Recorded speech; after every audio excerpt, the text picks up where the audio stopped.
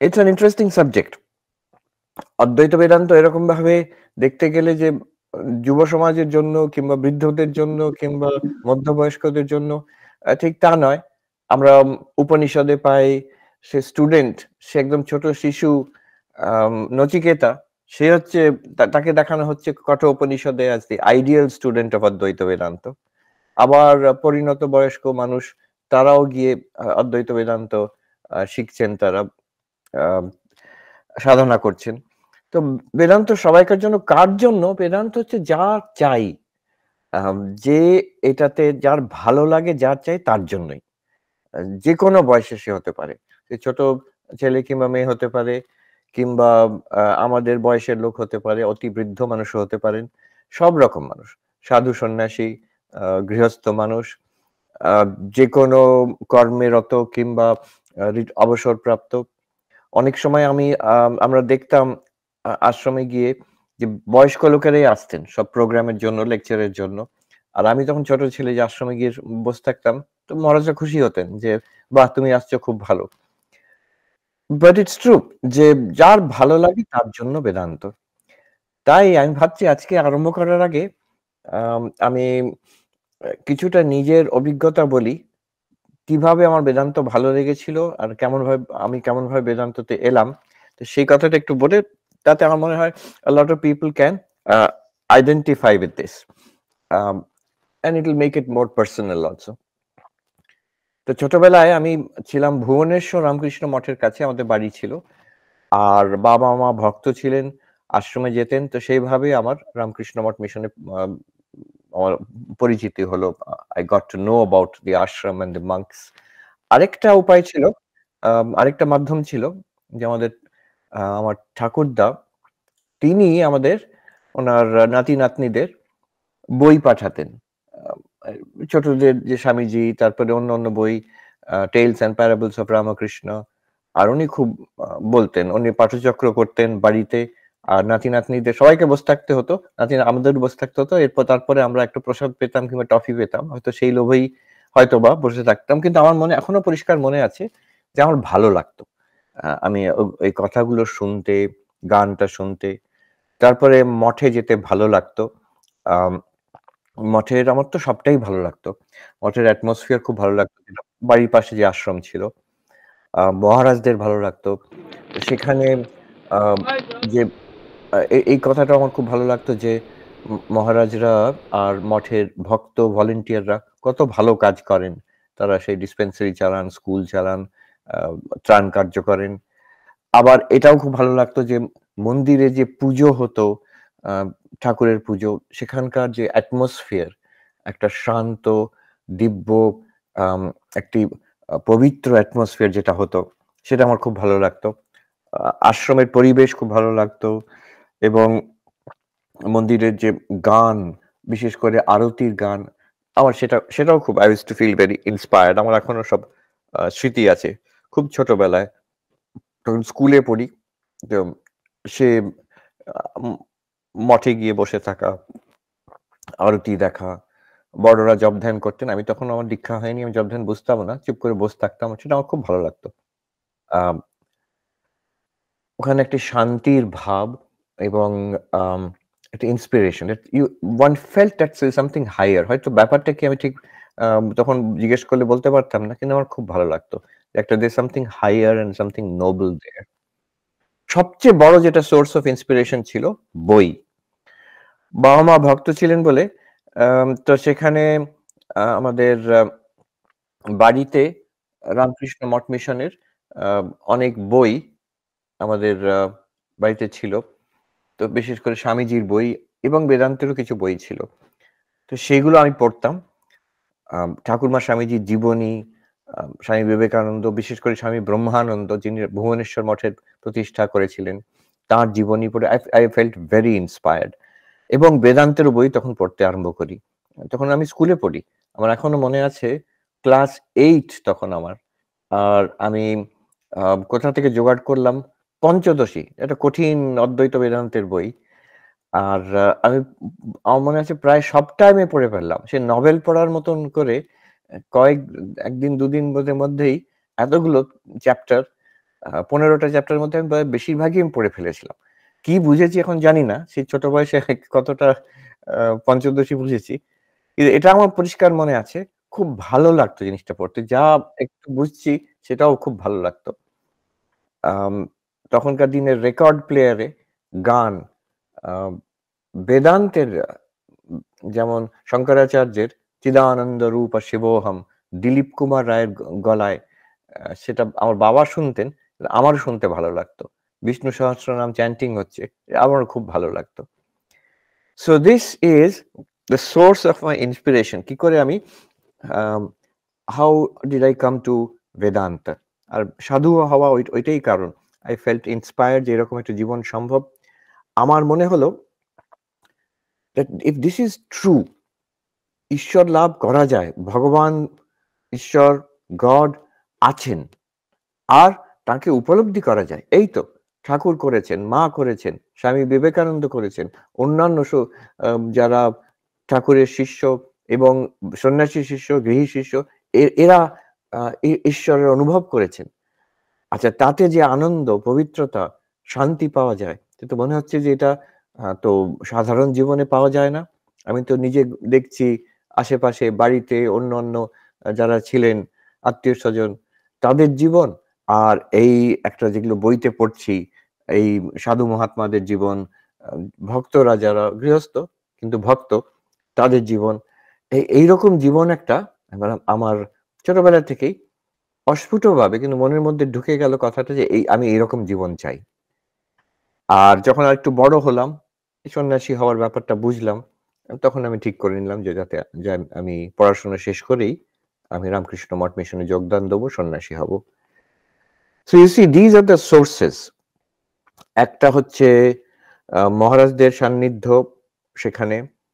আরেকটা হচ্ছে মঠের যে পবিত্র একটা অ্যাটমসফিয়ার। আর খুবই বড় একটা সোর্স হচ্ছে আম বই পড়া।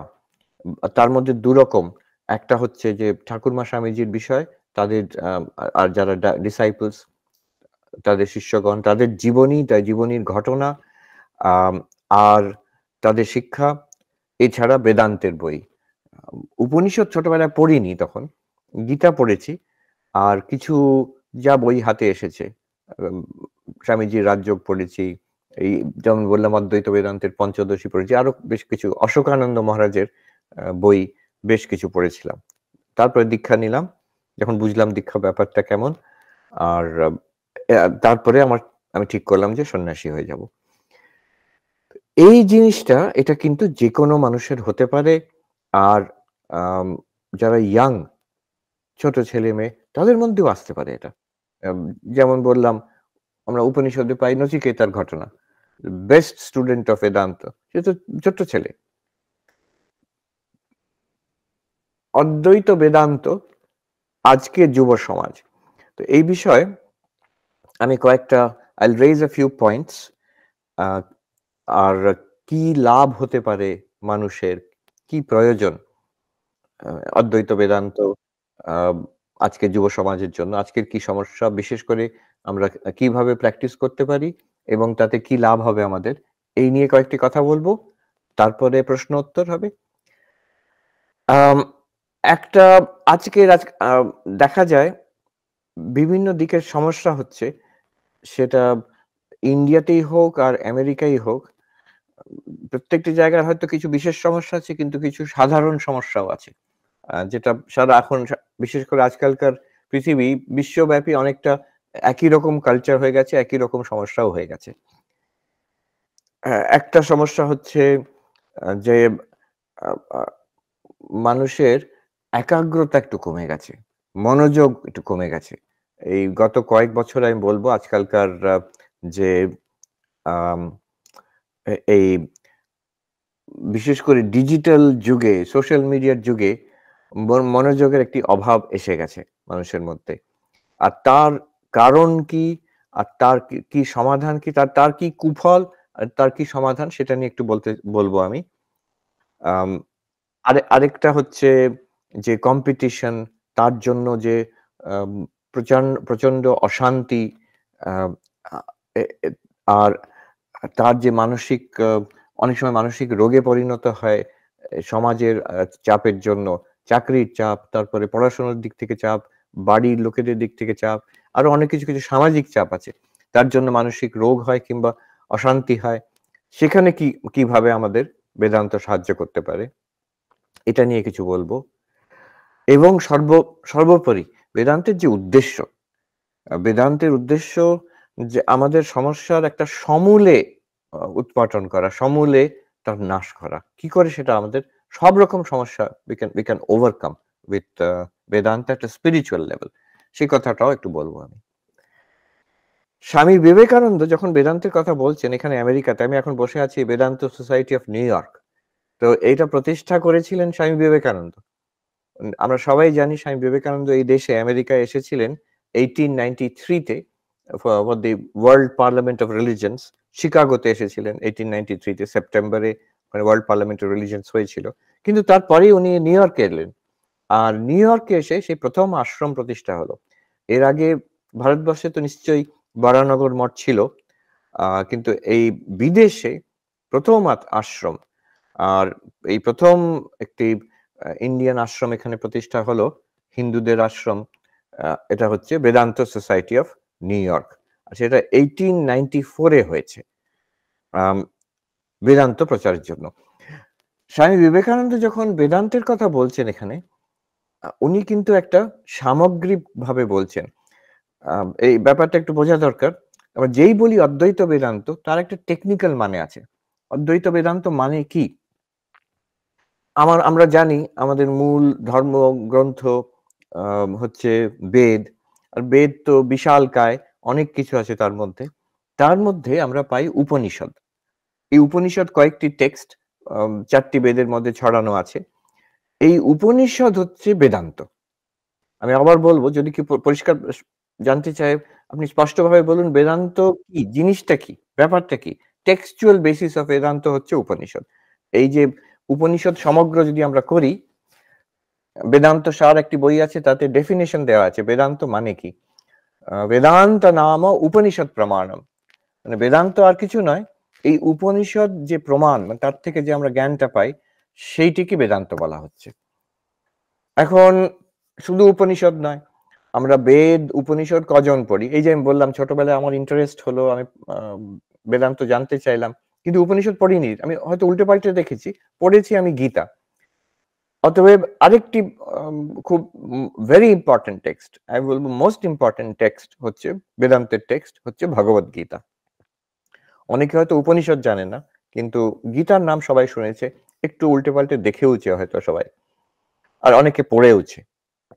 তো এই ভগবত গীতা শ্রীকৃষ্ণ অর্জুনকে শিক্ষা দিচ্ছেন। আর কি শিক্ষা দিচ্ছেন? যা শিক্ষা দিচ্ছেন সেটা বেদান্ত, কিন্তু সেই বেদান্ত, তার ভিত্তি হচ্ছে উপনিষদ। অনেক জায়গায় শ্রীকৃষ্ণ উপনিষদ থেকে কোটেশনই দিচ্ছেন একদম। তো ভগবত গীতা হচ্ছে বেদান্তের আরেকটি অন্যতম টেক্সট।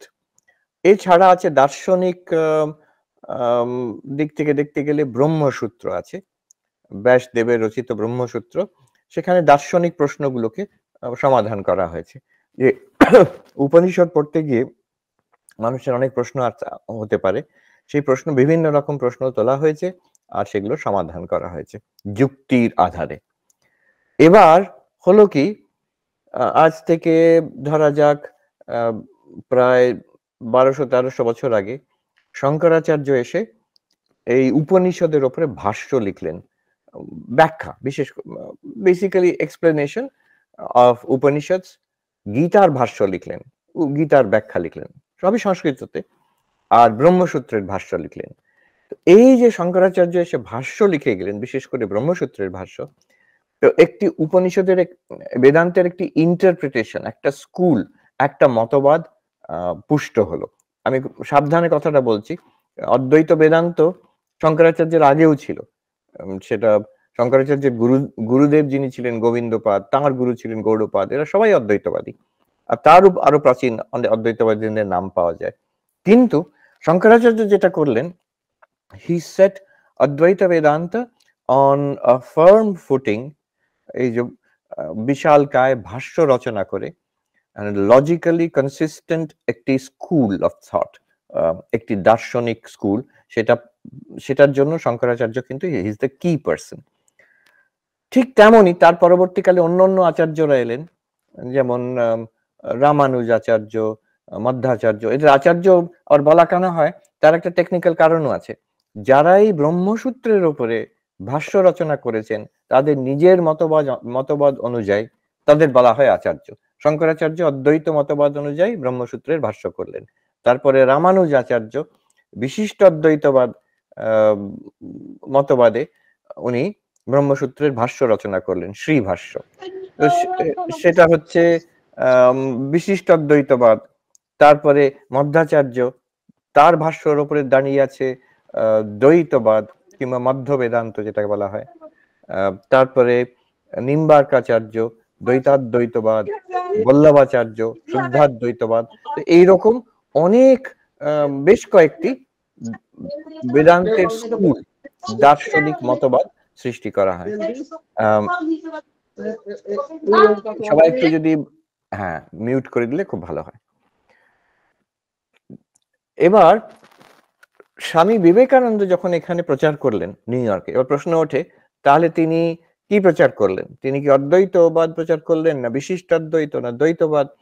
তিনি একটি সামগ্রিকভাবে পড়লেন, কিন্তু তার মূল প্রচারের যেটা ভিত্তি, যার মূল দার্শনিক স্রোত, সেটা অদ্বৈতবাদ। বাট অদ্বৈতবাদ কিন্তু it is taught through the lens of inflected by Sri Ramakrishna.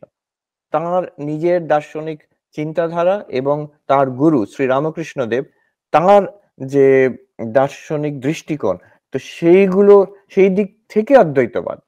শুধু যে ক্লাসিক্যাল অদ্বৈতবাদ, শাঙ্কর বেদান্ত, শুধু সেটা তা নয়, সেটা মূল ধারা ছিল, কিন্তু তার থেকে আমি বলবো আরো এক্সপ্যান্ডেড, আরো বেশ কয়েক পা এগিয়ে গিয়ে স্বামীজি যেটা বলেছেন, তার একটা দিক হচ্ছে যে তিনি এখানে যখন উনি বেদান্ত শেখাচ্ছেন, ওনার থেকে আরম্ভ হয়েছে, বিবেকানন্দ থেকে আজ অব্দি আমরা যখন এখানে বেদান্ত বলি, বেদান্ত সোসাইটি, বেদান্ত পড়াচ্ছি, সেটা অদ্বৈতবাদের জ্ঞানের দিকটাও আছে, কিন্তু ভক্তির দিকও আছে, ধ্যানের দিকও আছে, আর কর্মের দিকও আছে। তো এই চারটে যোগ যে সমন্বয়, জ্ঞান যোগ, ভক্তি যোগ, রাজযোগ এবং কর্মযোগ, এটা একটা বিশেষত্ব। এখন মূল অদ্বৈতবাদ, তাতেও কিন্তু জ্ঞানের সঙ্গে সঙ্গে ধ্যান, ভক্তি, কর্মের স্থান আছে, কিন্তু সেখানে সেগুলো হচ্ছে দোজ আর প্রিলিমিনারি। কর্ম একটা প্রিলিমিনারি, প্রারম্ভিক। ভক্তি তার একটা প্রারম্ভিক প্র্যাকটিস। কর্ম তার একটা preliminary discipline. Main discipline is জ্ঞান, নলেজ। অহম ব্রহ্মাস্মি, জ্ঞান কি করে হয়, সেটা মেইন ডিসিপ্লিন ছিল। স্বামী বিবেকানন্দ চারটে যোগের সমন্বয়, হারমোনি অফ যোগাস উনি শিখিয়েছেন। এমনকি আমরা যে রামকৃষ্ণ মঠ মিশনের যেটা লোগো দেখি, সিম্বলটা দেখি, যে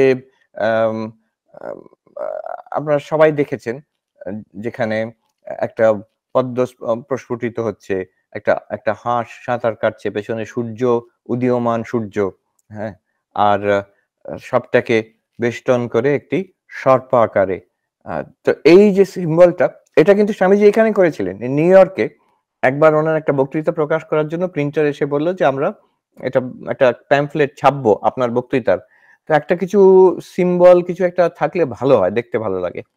তখন স্বামী বিবেকানন্দ সঙ্গে সঙ্গে একটা ওই কাগজ নিয়ে খচখচ করে কি এঁকে দিয়ে, he tossed it across the table. সকালে ওরা ব্রেকফাস্ট খেতে বসছিলেন, he tossed it across the table to the printer and said, draw it to scale, এইটাকে ছাপিয়ে দিও। তো সবাই জিজ্ঞেস করলো এটার মানে কি? তখন উনি বলছেন, এই সূর্য যেটা, এটা জ্ঞানের প্রতীক, মানে আমরা অদ্বৈত বেদান্তের দিক থেকে বলতে পারি সূর্য। ভক্তির প্রতীক হচ্ছে যে পদ্ম ফুটেছে জলের ওপরে, জলের যে ঢেউ খেলে যাচ্ছে সেটা হচ্ছে কর্মযোগ। আর যেটা পুরোটাকে বেষ্টন করে যে সর্প আকারে আছে, সেটা কুণ্ডলিনী কিংবা রাজযোগের প্রতীক।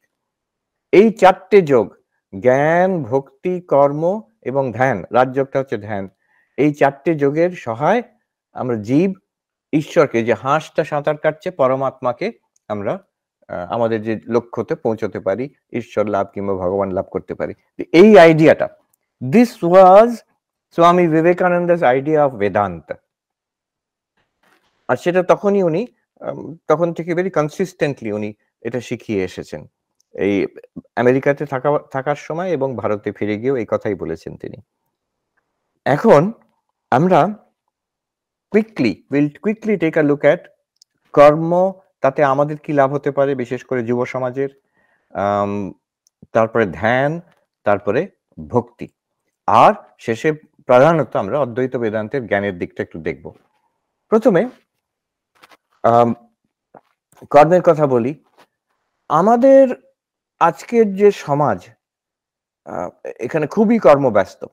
এই নিউ ইয়র্কে এখানে বলা হয়, এই শহরের বিষয়ে বলা হয়, the city that never sleeps. মানে এতই মানুষ এখানে কর্মে ব্যস্ত যে তাদের ঘুমোবার সময় নেই। City that never sleeps. আজকে সারা পৃথিবী কিন্তু তাই, ভারতবর্ষ তাই। বিশেষ করে গত 10-20 বছরে ভারতবর্ষ এত পরিবর্তন হয়েছে, খুব কর্মপ্রধান দেশ হয়েছে, খুব বিজি। এখান থেকে আমেরিকানরা গেলে, আমেরিকানরা যেটা আগে ভারতবর্ষকে 60-70 বছর আগে খুবই স্লিপি, কোয়াইট, শান্ত জায়গা মনে হতো, এখন ঠিক তার উল্টো, প্রচন্ড বিজি। খুব কর্মের ধুলো উঠছে এখন ভারতবর্ষে। আমার মনে পড়ে স্বামী বিবেকানন্দ যখন ভারতবর্ষে ফিরছেন, সিস্টার নিবেদিতা আছেন জাহাজে। তো সিস্টার নিবেদিতা তো ভারতের কথা, অনেক কথা শুনেছেন স্বামীজির কাছে, কিন্তু প্রথম এই দেখলেন, জাহাজ থেকে ভারতবর্ষ দেখলেন। দেখে সিস্টার নিবেদিতা বলছেন, ও স্বামী, হাউ পিসফুল, কি শান্ত, কি সুন্দর শান্ত। স্বামী বিবেকানন্দ কিন্তু বকে দিলেন, বললেন যে এটা শান্তি নয়। এই মানুষ, এখানকার মানুষ একটা পদদলিত, তারা একটা ফরেন পাওয়ার, তখন ব্রিটিশ সাম্রাজ্য, তাদের আন্ডারে কলোনাইজড, এরা সুপারস্টিশিয়াস, এরা খেতে পায় না, তারা হাংরি, তারা অশিক্ষিত। তো তার জন্য মনে হচ্ছে আপাততভাবে একটা শান্তি, কিছুই পারে না যখন অসহায় মানুষ, দূর থেকে শান্তি মনে হচ্ছে। এবং স্বামীজি বলছেন, it is the piece of the grave, এটা যেন কবরস্থানের শান্তি, এটা আমি চাই না। স্বামীজি চাইছিলেন এটা তো তমগুণ, তমগুণ থেকে রজগুণে উঠবে, অ্যাক্টিভিটি, হ্যাঁ এটাও হবে, উচ্চাকাঙ্ক্ষা, অ্যাম্বিশন, হয়তো গ্রিড হয়তো হতে পারে, কিন্তু মানুষ টাকা রোজগার করবে, ইন্ডাস্ট্রি হবে, প্রগতি হবে সব দিক থেকে, সেই স্বাস্থ্যের দিক থেকে, শিক্ষার দিক থেকে, ইকোনমি বাড়বে, মানুষ, হ্যাঁ এটাও ঠিক, টাকার পেছনে ছুটবে, এইভাবেই একটা সমাজের জেগে ওঠে। তো সেটা স্বামীজি চেয়েছিলেন। আজকের ভারত দেখলে স্বামীজি খুবই খুশি হতেন যে যতই ঝামেলা থাকুক কিন্তু ঠিক দিকে এগোচ্ছে। এটা আমরা যদি ঐতিহাসিক দিক থেকে দেখি, then we can clearly see the big picture. আমরা আজকাল হয়ে গেছি কি, সোশ্যাল মিডিয়ার জন্য, ইন্টারনেটের জন্য আমরা শুধু এই গত 10 মিনিটে কি ঘটেছে সেটাই হচ্ছে আমাদের দুনিয়া হয়ে যায়, কি লেটেস্ট নিউজ সাইকেল বলে আজকালকার মিডিয়া, নিউজ সাইকেল নিয়ে ব্যস্ত। কিন্তু 50 বছর, 100 বছরের ইতিহাস, 200 বছরের ইতিহাস, 2000 বছরের ইতিহাস দেখতে হয়। তো সেদিক থেকে দেখলে, গত 100 বছরের ইতিহাস দেখলে আমরা দেখব ভারত কিন্তু ঠিক দিকেই, একটা there is a positive direction, আর বিরাট চেঞ্জ হচ্ছে, বিরাট চেঞ্জ হচ্ছে। আমি একটি বই লিখেছিলেন জোসেফ ক্যাম্বেল, উনি নিউ ইয়র্ক থেকেই গেছিলেন, স্বামী নিখিলানন্দের শিষ্য ছিলেন। তো উনি খুব বিখ্যাত রাইটার আমেরিকাতে, জোসেফ ক্যাম্বেল, মিথোলজির উপরে বই লিখেছেন। তো তিনি 1950-তে ভারতবর্ষের ঠিক স্বাধীনতার পরে ভারতে গেছিলেন, স্বামী নিখিলানন্দের সঙ্গে গেছিলেন, একটি বই লিখেছেন বকশিশ এন্ড ব্রাহ্মণ বলে। একদিকে ব্রাহ্মণ, আরেকদিকে মানুষ পেছন পেছন ছুটছে। সাহেব দেখে তখনকার দিনে ছুটতো বকশিসের জন্য, 2 টাকা দাও বলে বাবা। তো এই নিয়ে উনি তীব্র আলোচনা করেছেন ভারতবর্ষে, যে he saw the dirt and the poverty and the superstition, কিন্তু বইটা, আর তারপরে খুব প্রশংসা করেছেন ভারতবর্ষের কালচার, বিশেষ করে বেদান্তের প্রচার, ভারতবর্ষের ইতিহাস, এগুলো সব প্রচার করেছেন, উনি প্রশংসা করেছেন। কিন্তু যে জন্য আমি কথাটা বললাম, ওনার বই পড়লে আর আজকের ভারতবর্ষ দেখলে বিরাট তফাৎ দেখা যায়। যেমন একটা বিশেষ কথা উনি বলছেন যে, আমি এখানে অবাক হয়ে গেলাম দেখে, কোথাও মহিলাদের দেখা যায় না, কোনো কাজের মধ্যে নেই, সবাই তাহলে গৃহবদ্ধ তারা। এর কতটাই ভারতবাসীরা পিছিয়ে আছে উনি ভাবছেন আমেরিকার তুলনায়। কিন্তু আজকে যদি দেখা যায়, আজকে যদি উনি আসতেন, উনি দিল্লিতে গেছেন, বেনারসে গেছেন, কলকাতায় এসেছেন। তো আজকে যদি আসতেন, কি তফাৎ! প্রত্যেক স্তরে, প্রত্যেক জায়গায় মহিলারা এখন অ্যাক্টিভ, সক্রিয়, তারা engaged. So this tremendous change has taken place in India. কর্মব্যস্ত। এর মধ্যে কিন্তু সমস্যাটা এটা হতে পারে, যুব সমাজের সমস্যা হচ্ছে কম্পিটিশন, প্রচন্ড চাপ, তার জন্য মানসিক চাপের জন্য টেনশন, মানসিক রোগ, আনহ্যাপিনেস। এর মধ্যে আমাদের কোন কর্মের ফিলসফি, কোন কর্মের যে দর্শন আমাদের সাহায্য করতে পারে? এইখানে আমার মনে হয় স্বামী বিবেকানন্দের কথাটা। আম স্বামী বিবেকানন্দের যে কর্মযোগ, এটা আমার মনে হয় অবশ্যই সবাইকার একবার উল্টে-পাল্টে দেখা উচিত। কিছুটা পড়া উচিত, ভাবা উচিত। আম কি করে আমাদের জীবনের কর্ম, যে কর্মে পরিণত বেদান্ত বলা হয়, how we can use karma, transform our karma, our life of action. সেটা কেউ ছাত্র পড়াশোনা করছে, কেউ আম চাকরি করছে, কেউ বিজনেস করছে, যেকোনো কর্ম হতে পারে। বাড়িতে কাজ করছে। তো সে সব রকম কাজ how we can transform it, যাতে তাতে টেনশন যাতে না হয়, আমার যেটা বাঞ্ছিত ফল সেটা পাই এবং আমার আধ্যাত্মিক প্রোগ্রেস হতে পারে। কর্মকে কি করে কর্মযোগে পরিণত করতে হয়। ইনফ্যাক্ট এইখানে নিউ ইয়র্কে ছিলেন ৬০ এর দশকে খুব নামকরা আমেরিকার নভেলিস্ট। তখনকার দিনে সবচেয়ে প্রিয় নভেলিস্ট এখানে জে.ডি. স্যালিঞ্জার। আম উনিও স্বামী নিখিলানন্দজির শিষ্য ছিলেন, মন্ত্র শিষ্য ছিলেন। উনি এক জায়গায় লিখেছেন, "These two little volumes, Raja Yoga and Karma Yoga, I believe our American youth would do well to carry it around in their pockets." যে এই দুটি ছোট্ট ভলিউম, যে দুটি বই এখান থেকেই পাবলিশড, রাজযোগ এবং কর্মযোগ স্বামীজির। এই দুটি ভলিউম আজ আমাদের আজকের আমেরিকার যুব সমাজ, তখনকার দিনের কথা বলছেন। আ তারা এটা খুব ভালো করবে যদি তারা নিজের কাছে রাখে। মানে পড়ে, পকেটে নিয়ে ঘোরে এটাকে। পকেটে নিয়ে কতজন ঘুরেছে জানি না। But he saw the importance of it. যে এর মধ্যে একটা এমন জিনিস আছে যেটা আমাদের কাজে লাগতে পারে। এক কথায় তাহলে কি এমন জিনিস আছে সেখানে যেটা আমাদের কাজে লাগতে পারে, বিশেষ করে যুব সমাজের কাজে লাগতে পারে। এটা হলো এই দ্য সিক্রেট অফ ওয়ার্ক।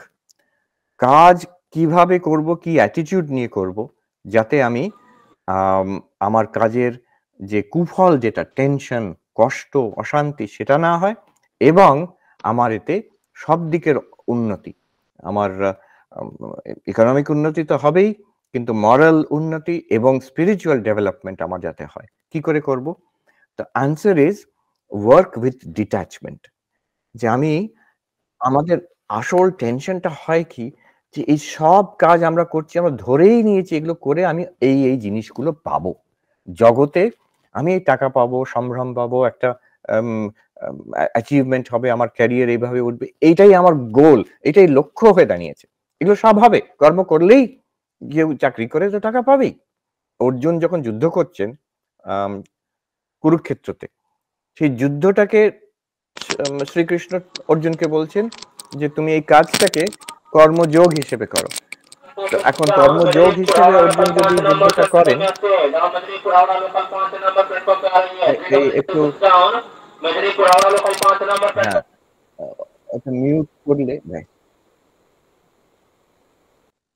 যদি যুদ্ধটাকে কর্মযোগ হিসেবে করেন, কর্মযোগের ভাব নিয়ে করেন, তার মানে এই নয় যে অর্জুন যুদ্ধের কোনো ফল পাবেন না। সব ফলই পাবেন তিনি।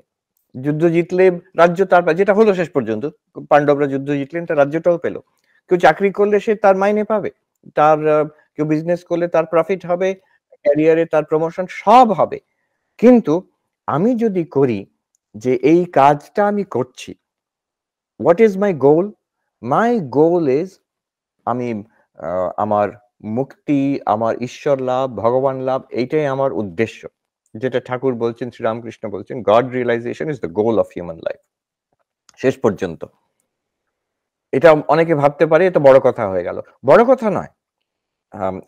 আমি ধরেই নিচ্ছি যারা সবাই এখানে এসেছেন, সবাইকার কিছু না কিছু একটা স্পিরিচুয়াল ইন্টারেস্ট আছে। নাহলে এরকম প্রোগ্রামে কেন আসবেন? গড রিয়ালাইজেশন, ঈশ্বর লাভ, ভগবান লাভ, যেটার জন্য নরেন্দ্রনাথ ওই কলকাতার রাস্তায় ঘুরে, ঘুরে সবাইকে জিজ্ঞেস করছিলেন, যারা তখনকার দিনে ধর্মযাজক, প্রচারক, যে, "আপনি ঈশ্বরকে দেখেছেন? ভগবানকে দেখেছেন?" এই যে ভগবান লাভ, এই যে এই particular goal, it can be hour goal, it should be hour গোল। আমার খুব ভালো লাগে, এটা বলে মহাত্মা গান্ধী বলুন, নেতাজি সুভাষ বোস বলুন, তাদের কিন্তু they were very deeply spiritual people. Mahatma গান্ধীর একটা কথা আমার খুব ভালো লাগে। উনাকে উনি বলছেন, "আমাকে যদি কেউ জিজ্ঞেস করে যে আপনি কে? Who are you?" লোকে আমাকে অনেক কিছু বলে। কেউ বলে স্বাধীনতা সংগ্রামী, কেউ বলে পলিটিশিয়ান, কেউ বলে সমাজ সেবা করি আমি। আম আ সমা সোশ্যাল রিফর্মার। আ তো এইসব তো ঠিকই। এগুলো সবই ঠিক। কিন্তু আমাকে যদি কেউ জিজ্ঞেস করে, গান্ধীজি বলছেন যে, "আপনি কে?" I will say I am a simple man in search of God. আমি একজন অতি সাধারণ মানুষ। আমার জীবনের উদ্দেশ্য হচ্ছে ঈশ্বরকে পাওয়া। তাহলে দেখুন, এইটা আমরা দেখি তিনি হাজার রকম কর্মে ব্যস্ত। কিন্তু তিনি নিজে ভাবছেন তার গোল, তার উদ্দেশ্য হচ্ছে কিন্তু ঈশ্বর লাভ করা, ভগবান লাভ করা। This is something that all of us can take. এই একটা কথা যে ordinary life, ordinary person can become an extraordinary life, extraordinary person if the goal is extraordinary. আমরা সবাই যারা অধ্যাত্ম পথে এগিয়ে এসেছি, আমরা সবাই সাধারণ মানুষ। কিন্তু জীবনটা অসাধারণ হয়ে গেছে যেহেতু লক্ষ্যটা অসাধারণ। আমি সাধারণ মানুষ কিন্তু আমার লক্ষ্য হচ্ছে ভগবান লাভ করা। এটা Facebook এ দেওয়ার জন্য নয়। Facebook স্ট্যাটাস যে আমি এখন ভগবান লাভ করতে চাই। আমি ভগবানের দিকে এগিয়ে চলেছি। ওসব বলার দরকার নেই। একদম যত গুপ্ত তত পোক্ত। যত নিজের মধ্যে থাকবে তত ভালো। কিন্তু তার ১ম আম ইফেক্ট হবে আমাদের কর্মের উপরে।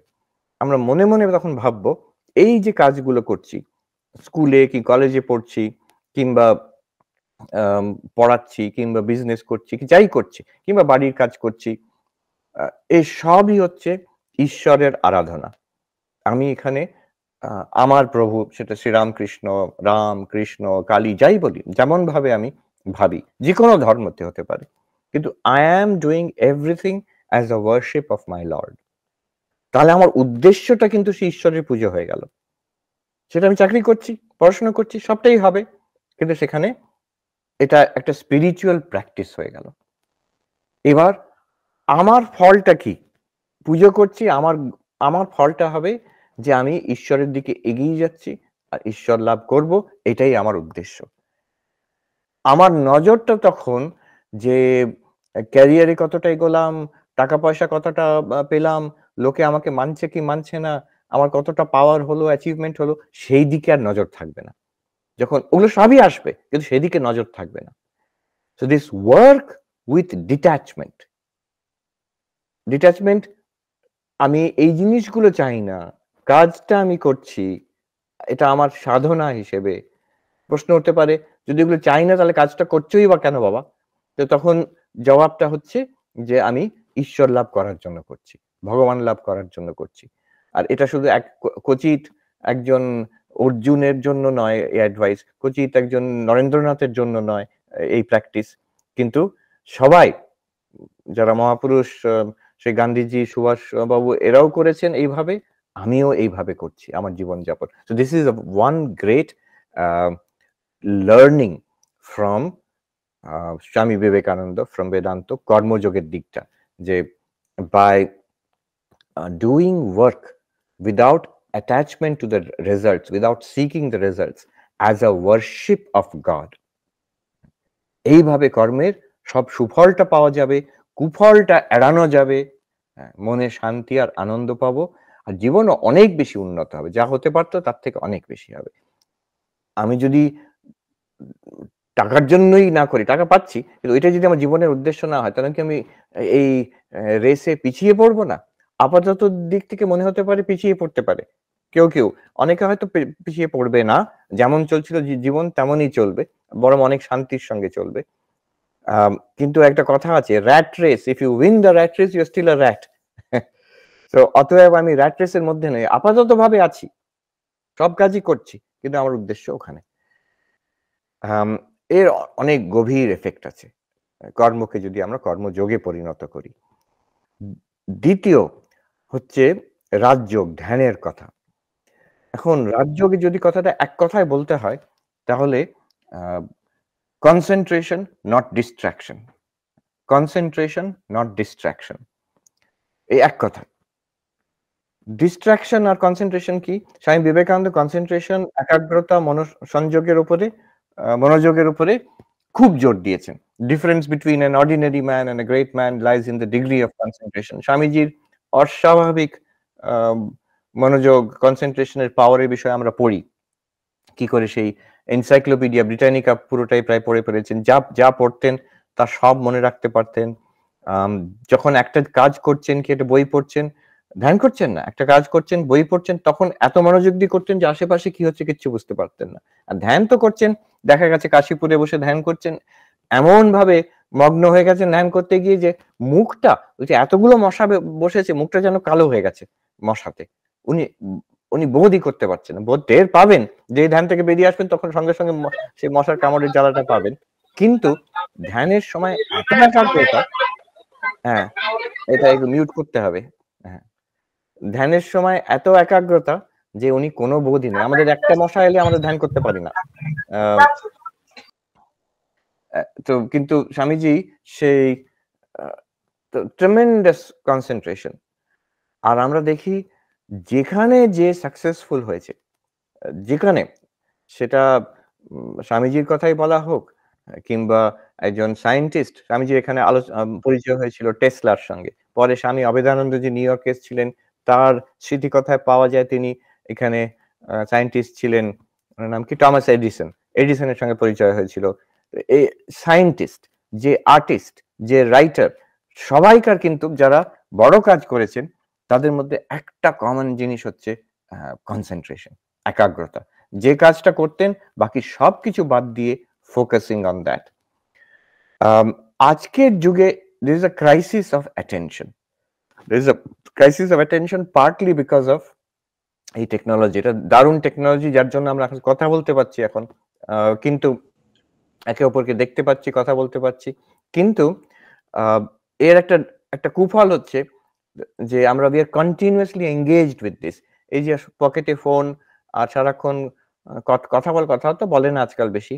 ওই টেক্সট করা আর সোশ্যাল মিডিয়াতে ওই সারাক্ষণ আপলোড করা, দেখা এই নিয়ে কেউ বলছে আমেরিকাতে অন্তত আম an adult spends around 30% of their waking hour on the phone.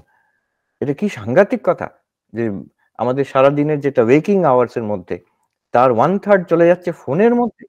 তা তো কোনো ভালো কাজ করা, কোনো জীবনে প্রোগ্রেস করার তো সময়ই থাকলো না তাহলে আর। সো এইখানে অ্যাটেনশন খুব কমে গেছে মানুষের। এটা সব জায়গা থেকে রিপোর্ট আসছে। টিচাররা বলছেন যে নূতন প্রজন্ম যারা ছাত্রছাত্রী, ছোট ছেলেমেয়েরা তারা স্কুলে আসছে, বেশিক্ষণ মন দিতে পারে না। যেকোনো একটা ক্লাসে আগে আমরা অন্তত এক্সপেক্ট করতাম ০.৫ ঘন্টা তো অন্তত শুনবে ৪০ মিনিটের মধ্যে। এখন হয়তো বড়জোর ৫ মিনিট ১০ মিনিটের পরেই অস্থির হয়ে যাচ্ছে। আমি এখানেও দেখেছি আমেরিকাতে খুব ইন্টেলিজেন্ট ছেলে-মেয়ে। যারা ভারতীয় হতে পারে, এশিয়ান ও চাইনিজ কিংবা অন্যান্য আমেরিকান যারা আ মানে হোয়াইট আ যেকোনো কমিউনিটির হোক, খুব ইন্টেলিজেন্ট, ট্যালেন্টেড কিন্তু একটা অদ্ভুত রকমের ছটপটে ভাব। আ বেশিক্ষণের জন্য ওরা চুপচাপ বসে থাকতে পারে না জানো? তো this is a great loss. যেকোনো বড় কাজ করতে গেলে কনসেনট্রেশন দরকার। এখন পজিটিভ সাইকোলজিতে অনেক কাজ হচ্ছে। মিহাই চিকজিনমিহাইয়ের বই আছে 'ফ্লো', তারপরে রিসেন্টলি ড্যানিয়েল গোলেমান বই লিখেছেন 'ফোকাস'। আরো অনেকগুলো বই লেখা হয়েছে এই নিয়ে। এই কনসেনট্রেশন, অ্যাটেনশন নিয়ে এখন বেশ কিছু গবেষণা, বেশ ভালো বই আর ভালো কাজ হচ্ছে। আ দেখা যাচ্ছে যে অ্যাটেনশন এর কত সুফল আর ডিস্ট্রাকশন, ল্যাক অফ অ্যাটেনশন এর কত কুফল। একজন আমাকে বলল যে আ যে আমরা যদি নতুন প্রজন্মকে জিজ্ঞেস করি, তারা কিন্তু আমি যে মনোযোগ দিচ্ছি না, আমি একটা অ্যাটেনশন, কনসেনট্রেশন নেই, এটাকে খারাপভাবে দেখে না। যেন একটা আমার রাইট। আমি মনোযোগ দেবো কেন? আমি এটা কিছুক্ষণ ২ মিনিট দেখবো, ওটা ৩ মিনিট দেখবো, তারপর ৫ মিনিট গল্প করব, আবার একটা কিছু দেখবো, আবার ২ মিনিট পড়াশোনা করব। এভাবেই থাকবো। অসুবিধে কি আছে? অসুবিধে এই আছে, এখন এই মডার্ন পজিটিভ সাইকোলজি দেখাচ্ছে যে আম আমরা যত ডিস্ট্রাক্টেড হই, একটা কাজ ধরে না রেখে ১০ টা জিনিস পরপর করে যাচ্ছি, যখন যেমন মন চাইছে, তখন তেমন করছি। তাতে কুফল এই হয়, একটা হচ্ছে যে মনের শান্তি থাকে না। আমি তো মনের আনন্দের জন্যেই এখন ২ মিনিট এটা দেখলাম, ৫ মিনিট ওটা দেখলাম, আরেকটু কিছু গল্প করলাম কারোর সঙ্গে। পরপর বিভিন্ন রকম কাজ করে যাচ্ছি কিসে? যে আমার ভালো লাগবে বলে। আপাতত মনে হচ্ছে বেশ কেটে যাচ্ছে। কিন্তু সবাইকার অভিজ্ঞতা এটা যে ১ ঘন্টা, ২ ঘন্টা, ৩ ঘন্টা এরকম করার পরে মানুষ কেউ শান্তির অনুভব করছে, আনন্দের অনুভব করছে, না মনে একটা গ্লানি, একটা বিশেষ রকমের গ্লানি, একটা ডিসটেস্ট, একটা ডিসগাস্ট এসে গেল যে কিভাবে আমি জীবনটাকে কাটাচ্ছি, এইটা এসে যায়। আমরা একটা বইয়ের উদাহরণ দিই, সেটা ইন্টারনেটেও তার এক্সাম্পল ইউ ক্যান এক্সটেন্ড। আমার যদি এখন 10টা বই আছে, আমি 1 ঘন্টা ধরে এই বইটা 5 মিনিট, ওই বইটা 3 মিনিট, এইভাবে 1 ঘন্টা কাটিয়ে দিলাম। শেষে কি আমার লাভ হলো আর আনন্দই বা হলো কি? হবে না। একটা বইয়ের মধ্যে যে পছন্দ হয়েছে সেটার মধ্যে যদি 1 ঘন্টা ডুবে থাকতাম, তারপরে যখন বেরিয়ে এলাম, তার কিন্তু মনের একটা শান্তি, একটা স্থিরতা, একটা আনন্দের ভাব থাকতো মনের মধ্যে। So my point here is concentration এর থেকে আনন্দ হয়, হ্যাপিনেস হয়। আর ডিস্ট্রাকশন থেকে আনহ্যাপিনেস হয়, স্ট্রেস হয়। So this is the finding of positive psychologists today. যে এইভাবে যে আমি সময়টা কাটাচ্ছি উইদাউট কনসেন্ট্রেশন, মনোযোগ ছাড়া কাটাচ্ছি, তাতে কিন্তু সুখ হয় না, মন ভালো থাকে না। তাতে দ্য রেজাল্ট ইজ টায়ার্ডনেস এসে যায় মনে, গ্লানি এসে যায় এবং কাইন্ড অফ রেস্টলেসনেস। আরো মারাত্মক, মনোযোগের হ্যাবিটটা চলে যায়। তখন অমনোযোগ হওয়া, ডিস্ট্রাক্টেড হওয়া, রেস্টলেস হওয়াটাই হ্যাবিট হয়ে যায়। এটা অনেক ইয়াং ছেলে মেয়েদের মধ্যে দেখা যায়। ঠিক সেই একই জিনিস তাহলে আমি দেখেছি যারা ইন্টারনেটে দেখছেন, টুইটারে একটাকেই ভালো করে দেখো, ০.৫ ঘন্টা দেখো, ১ ঘন্টা দেখো, একটা বক্তৃতা হোক, একটা সিনেমা হোক, যাই হোক। এখন তাও করছে না কিন্তু। এটা অদ্ভুত ব্যাপার হচ্ছে এই ২ মিনিট এটা, ৫ মিনিট ওটা, ৬ মিনিট এটা, এইভাবে কেটে যাচ্ছে সময় তাদের, অনলাইন সময়। So this is very damaging. These two things, মনের শান্তি আনন্দের জন্য, হ্যাপিনেসের জন্য মনোযোগ দরকার, কনসেন্ট্রেশন ইজ ইম্পর্টেন্ট। একটি জিনিস ভোগ করতে গেলেও আমি সুন্দর ছবি দেখতে চাই, এখানে মিউজিয়ামে গিয়ে মনোযোগ দিয়ে দেখতে হবে। একটি গান শুনতে চাই, মনোযোগ দিয়ে শুনতে হবে। একটি বক্তৃতার আনন্দ এবং তার সুফল আমি পেতে চাই, মনোযোগ দিয়ে করতে হবে। So to get benefit from anything, concentration is necessary. To achieve anything great, concentration is necessary. আর সর্বোপরি শান্তি এবং আনন্দের জন্য কনসেন্ট্রেশন দরকার। আমার খুব ভালো লাগলো, রিসেন্টলি পড়ছিলাম, Simon while waiting for god একটি বই আছে। তিনি দার্শনিক ছিলেন, দ্বিতীয় বিশ্বযুদ্ধের সময়, ফরাসি। তিনি খুব আধ্যাত্মিক ছিলেন। তিনি ওই জায়গায় লিখছেন যে স্কুলের পড়াশোনাটা it's a very important spiritual practice. এটা অবাক লাগে, স্পিরিচুয়াল প্র্যাকটিস কারণ স্কুলের যে পড়াশোনা, তো নিজের সাবজেক্ট পড়ছো স্কুলে, it's an important spiritual practice. বলছেন কেন? সেইখানে যে মন দিয়ে পড়াশোনা করে একটা সাবজেক্ট, অনেকক্ষণ ধরে টানা ধরে বসে থাকে, it develops the power of concentration which is essential in prayer and meditation. পরবর্তীকালে যে আমি প্রার্থনা এবং ধ্যানের কথা বলেননি, প্রার্থনার কথা বলেছেন, তো সেইখানে যে মনোযোগ দরকার, সেটা কিন্তু এই ছোটবেলায় মন দিয়ে পড়াশোনা করলে যে পাওয়ার একটা ডেভেলপ করে, সেটাই কাজে লাগে পরবর্তীকালে। তো বলছেন school studies are very important spiritual discipline, আধ্যাত্মিকতার জন্য। এবং বলছেন যে সাবজেক্টটা ভালো লাগে না, সেটাকে যদি মন দিয়ে করি, that is actually even better practice. তার কারণটা হচ্ছে ভালো না লাগা তো সেটা আমার অসুবিধা। প্রত্যেকটা সাবজেক্ট আছে যেটা ফ্যান আছে, যে কোনো সাবজেক্ট আমার হয়তো বোরিং লাগতে পারে, কিন্তু এই সাবজেক্টটা আমার অন্য কারোর খুব ইন্টারেস্টিং লাগে। এই যে এটাকে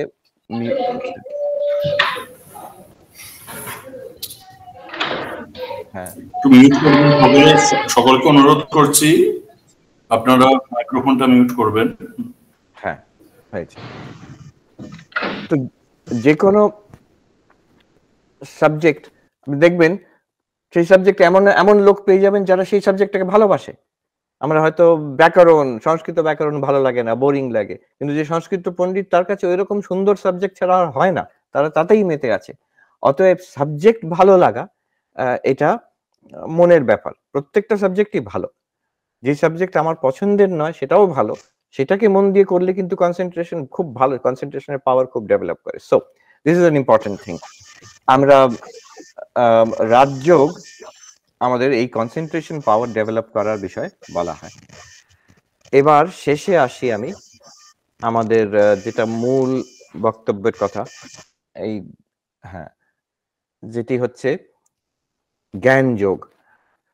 জ্ঞানযোগ প্রত্যেক বেদান্তের ধারাতেই আছে, কিন্তু অদ্বৈত বেদান্ততে প্রাধান্য হচ্ছে জ্ঞানযোগের। এইটি আমার বিশেষ করে খুব ভালো লাগে। আমার ছোটবেলায়ও খুব ভালো লাগতো শুনতে সেই দিলীপ কুমার রায়ের গলাতে ওই চিদানন্দ রূপ শিবোহম শঙ্করাচার্যের নির্বাণ শতকম।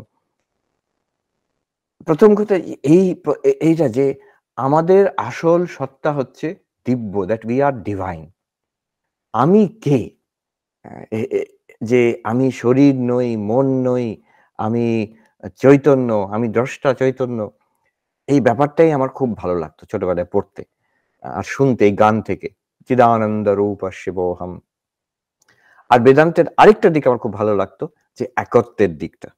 যে আমরা সবাই মনে হচ্ছে আমরা অনেকে এখানে যেমন বলছে 170-এর উপরে লোক আছে। ঠিকই, এতজন আমরা। কিন্তু বেদান্ত বলছে একটা গভীর স্তরে, সূক্ষ্ম স্তরে গেলে দেখা যাবে আমরা সবাই এক। এটা কোনো rhetoric নয়, এটা কোনো একটা উম আম আ ইউ নো একটা কোনো স্লোগান নয় যে আমরা সবাই এক। অ্যাকচুয়ালি এক। ফিজিক্যালি আমরা এক নই। মানসিক দিক থেকে আমরা এক নই। সবাই বিভিন্ন। আমাদের অনেক রকম পার্সোনালিটি আছে। কিন্তু শরীর মনের পারে চৈতন্য। আমাদের চৈতন্য বলব না, আমরাই চৈতন্য। আর সেই চৈতন্য কিন্তু এক। চৈতন্য কনসিয়াসনেস সেটা এক। আর এই জিনিসটা যেটা বোঝা যায় এবং ধরা যায়, অভিজ্ঞতা করা যায়, অনুভব করা যায়। আর খুব একটা শক্তও নয়। যে এই সব জিনিসগুলো আমি যখন পড়তাম আর শুনতাম আমার খুব ভালো লাগতো। তো অদ্বৈত বেদান্তের একটা বিশেষ আমার কাছে একটা বিশেষ স্থান আছে। অদ্বৈত বেদান্ত বলে যে স্বামী বিবেকানন্দের কথাতে দুটি দিক। The divinity of the human soul and the oneness of all existence. যে আমরা শরীর নই, মন নই, আমরা সেই সচ্চিদানন্দ সাক্ষী স্বরূপ এবং the oneness of all existence. আমরা সবাই এক। এই oneness থেকে অনেক কিছু আসে। যেমন ethics, যে আমি ভালো কেন হব? আমি সত্যবাদী কেন হব? আমি নন ভায়োলেন্ট কেন হব? আমি মানুষের সেবা করব কেন? আমি শুধু আমি আর আমার নিয়ে মেতে থাকতে পারি? যে না, আমি আর আমার মানে এই ছোট শরীর, একটা ব্যক্তিত্ব, এটা নিয়ে মেতে থাকলে হবে কি? আমি একটা অদ্বৈত বেদান্তের দৃষ্টিতে আমি ভ্রমে আছি। আমি একটা I am living in a false construct of my own. আমি এই আলাদা পার্সোনালিটি, এটা তো সত্য নয়। এর আরো গভীরে আছে একত্ব। তো if I live in that একত্ব, in that oneness, then I'm living in truth. সেটাই হচ্ছে আমাদের ব্রহ্মস্বরূপ। অদ্বৈত বেদান্ত বলে যে সেই একত্বটা জানা আর অনুভব করা। এর জন্য অনেক মেথড আছে। আম আমাদের অদ্বৈত বেদান্তের মেথড হচ্ছে যে ১ম এ এই উপনিষদ, গীতা, আ বিভিন্ন যে অদ্বৈত বেদান্তের প্রকরণ গ্রন্থ আছে, এগুলোর অধ্যয়ন করা, শোনা, শ্রবণ। এবং শুনে কি বলছে এটা বোঝা গেল। এরপরে আমাদের অনেক সন্দেহ হতে পারে। আচ্ছা, আমি শরীর নই, এটা মানে কি? এই তো শরীর আছে। কিন্তু আমি যে শরীর নয়, তাহলে আমি আর শরীর দুটো কি আলাদা জিনিস? এটা কি করে বুঝতে পারবো? আ তারপরে আমরা সব ভিন্ন, এটা এক কি করে হলো? ব্রহ্ম সত্য, জগৎ মিথ্যা বলা হচ্ছে। জগৎটা মিথ্যা কেন মনে করব আমি? তো এই অনেক রকম প্রশ্ন উঠতে পারে। এই প্রশ্নের আ যুক্তিসঙ্গতভাবে আলোচনা করা আর জবাব পাওয়া টু আওয়ার স্যাটিসফ্যাকশন, সেটা ২য় স্টেজ। তাকে বলা হয় মনন। এবং এই শ্রবণ মনন করার পরে একটি জ্ঞান উৎপন্ন হয় আমাদের মনে। একটা ধারণা পরিষ্কার হয়। এই ধারণাটাকে নিয়েই ডুবে থাকা কিছুক্ষণের জন্য, এটাই হচ্ছে অদ্বৈত বেদান্তের একটা বিশেষ রকমের ধ্যান আছে। তাকে নিদিধ্যাসন বলে। সব ধ্যান তো অনেক রকমের হয়। কিন্তু অদ্বৈত বেদান্তের ধ্যানটা হচ্ছে এইটা।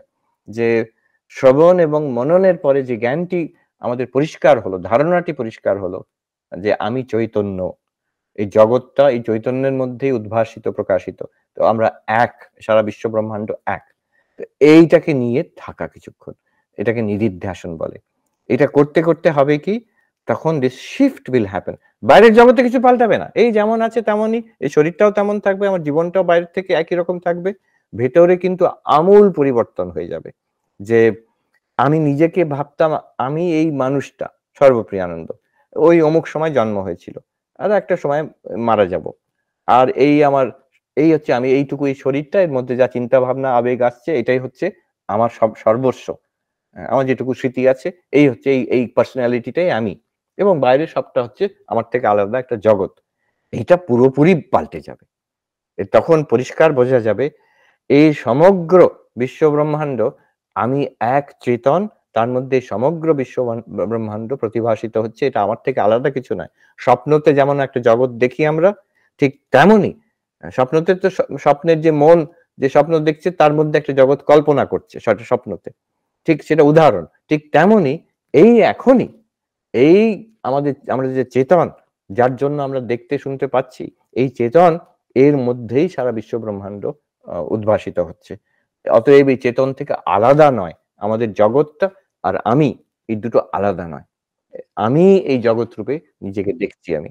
অতএব তাহলে আমি আর এই জগৎ এক। কিন্তু এখান থেকে এথিক্স আসছে যে আমি কেন মানুষের ক্ষতি করব না, সে মানুষটা তো আমি তাকে ক্ষতি করা মানে একটা গভীর স্তরে in a deep sense I am harming myself. যদি সেলফিশনেসই হতে হয় তাহলে let us B enlightened selfishness with a capital S, যেটা অন্যদের থেকে আলাদা নয়, এই একটা one self of all beings. সংস্কৃততে বলে একাত্মা, we are all one self. এইটা অদ্বৈত বেদান্তের teaching. Based on this one self comes ethics. এটা যদি সত্যি সত্যি আমি বিশ্বাস করি, then my life will be ethical. Based on this one self, ঠাকুরের শিবজ্ঞানে জীব সেবা, এই যে মানুষের সেবা করছি আমি, এটা পুজো। আমরা কর্মযোগে বললাম এটা পুজো, এটা ঈশ্বরের পুজো। কি করে ঈশ্বরের পুজো হতো? এটা মানুষ একটা রোগীকে মেডিসিন দিলাম, সে তো রোগী মানুষ, তাকে মেডিসিন দিচ্ছি, এর থেকে আর ঈশ্বর এইসব বলা কি দরকার? কিন্তু আমি যদি সেই এক চেতন, তার মধ্যেই সেই রোগী দেখা দিচ্ছে, তাহলে কিন্তু সেই চেতন তো ঈশ্বর। তো সে তিনিই রোগী রূপে দেখা দিচ্ছেন, তিনি যে বুভুক্ষু মানুষ তার রূপে সেই রূপে দেখা দিচ্ছেন, যে বন্যা পীড়িত মানুষ সেই রূপে দেখা দিচ্ছেন, যে যে দুঃখে ডুবে আছে, কষ্টে আছে সে মানুষ, সেই কিন্তু সেই একই চৈতন্য এই রূপে দেখা দিচ্ছেন। তাকে সাহায্য করা, তার সেবা করা, সাহায্যও নয় সেবা করা, এটা কিন্তু আমার সেই চৈতন্যেরই আরাধনা হয়ে যাচ্ছে, ঈশ্বরেরই আরাধনা হয়ে যাচ্ছে, শিবজ্ঞানের জীব সেবা হয়ে যাচ্ছে। এই অদ্বৈত বেদান্তের ওপরই ভিত্তি করা শিবজ্ঞানের জীব সেবা, এই অদ্বৈত বেদান্তের ওপরই ভিত্তি করা ঠাকুরের এবং স্বামীজির সর্বধর্ম সমন্বয়। যে যারা অদ্বৈততে বিশ্বাস করেও না, কিন্তু তারা কে দ্বৈতবাদী, কেউ হিন্দু, মুসলমান, কেউ খ্রিস্টান, কেউ বিভিন্ন ইহুদি, বিভিন্ন ধর্মের মানুষ নিজের একে অপরের সঙ্গে লড়াই করছে, কোনো দরকার নেই। যেহেতু অদ্বৈত বেদান্ত দেখায় এক তত্ত্ব, সেটাই এত রূপে দেখা দিচ্ছে, লড়াই কিসের জন্য? কার সঙ্গে কে লড়াই করবে, কার জন্য? যে আমার দেবতা আর তোমার দেবতা, এই কথাটাই আমূল ভুল। দেবতা তো দুটো হয় না, একটাই হয়। সব ধর্মেরই শিক্ষা সেটা। আর এখানে অদ্বৈত বেদান্তের এক পা এগিয়ে গিয়ে বলছেন সেই দেবতা বাইরে নেই, সেটা তোমার ভেতরে আছে, সবাইকার মধ্যে আছে, এবং তোমার ভেতরে আছে, এবং তুমি সেটা, তোমার দেবতা তুমি এক জিনিস, your real nature, not as this person of course. ভগবান আর এই ছোট পার্সোনালিটি কখনো এক হতে পারেন না, কিন্তু এই ছোট পার্সোনালিটি শেষ পর্যন্ত ছোট পার্সোনালিটি নয়, এটা এক অনন্ত অস্তিত্ব, চৈতন্য এবং আনন্দ, সচ্চিদানন্দ।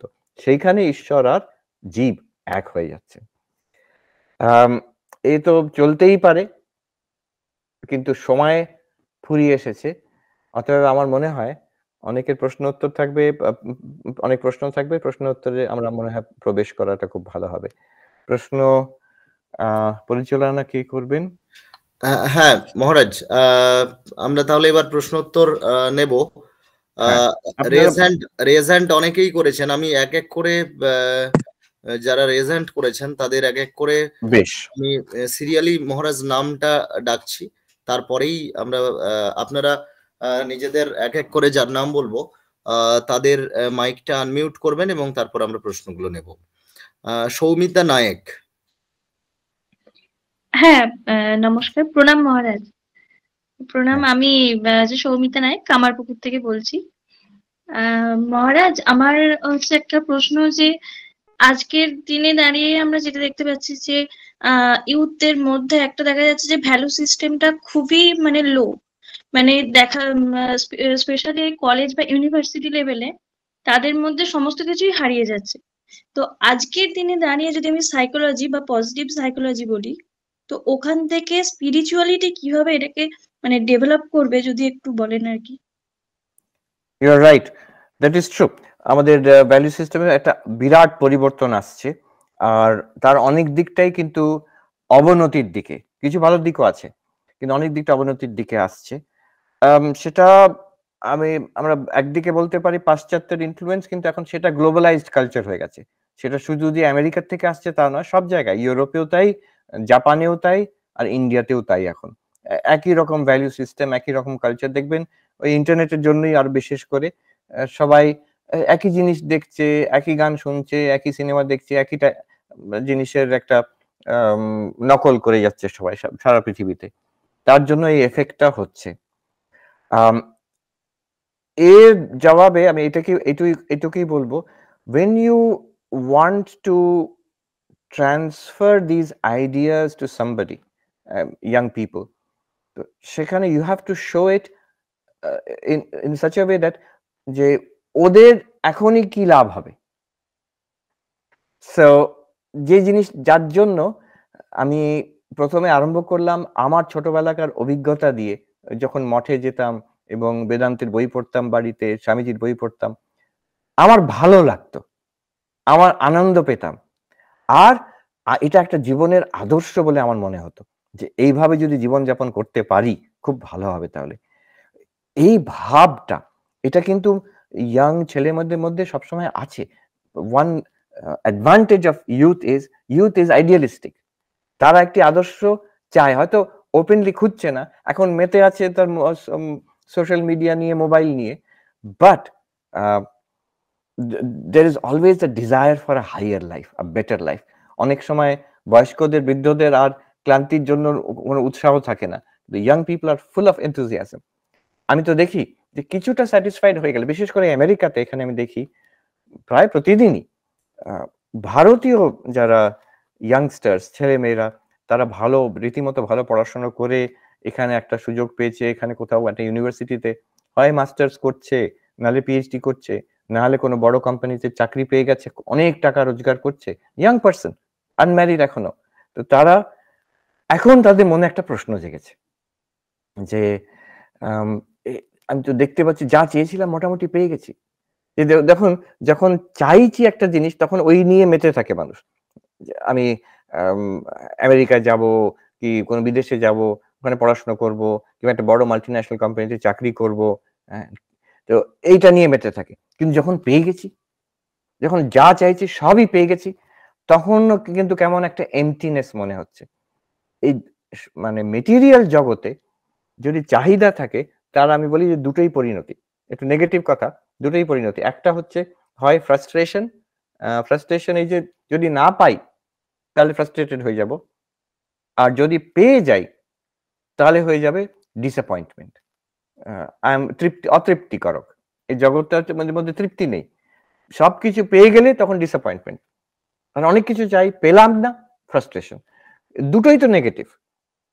তো মানুষ যখন এটা দেখছে, তখন একটা, সেই সময় যখন তারা ধ্যানের কথা, অনেকে মেডিটেশন ক্যাম্পে যায়, বেদান্তের কথা শোনে, অনেকে বুদ্ধিজমে অ্যাট্রাক্টেড হচ্ছে। ওয়াই?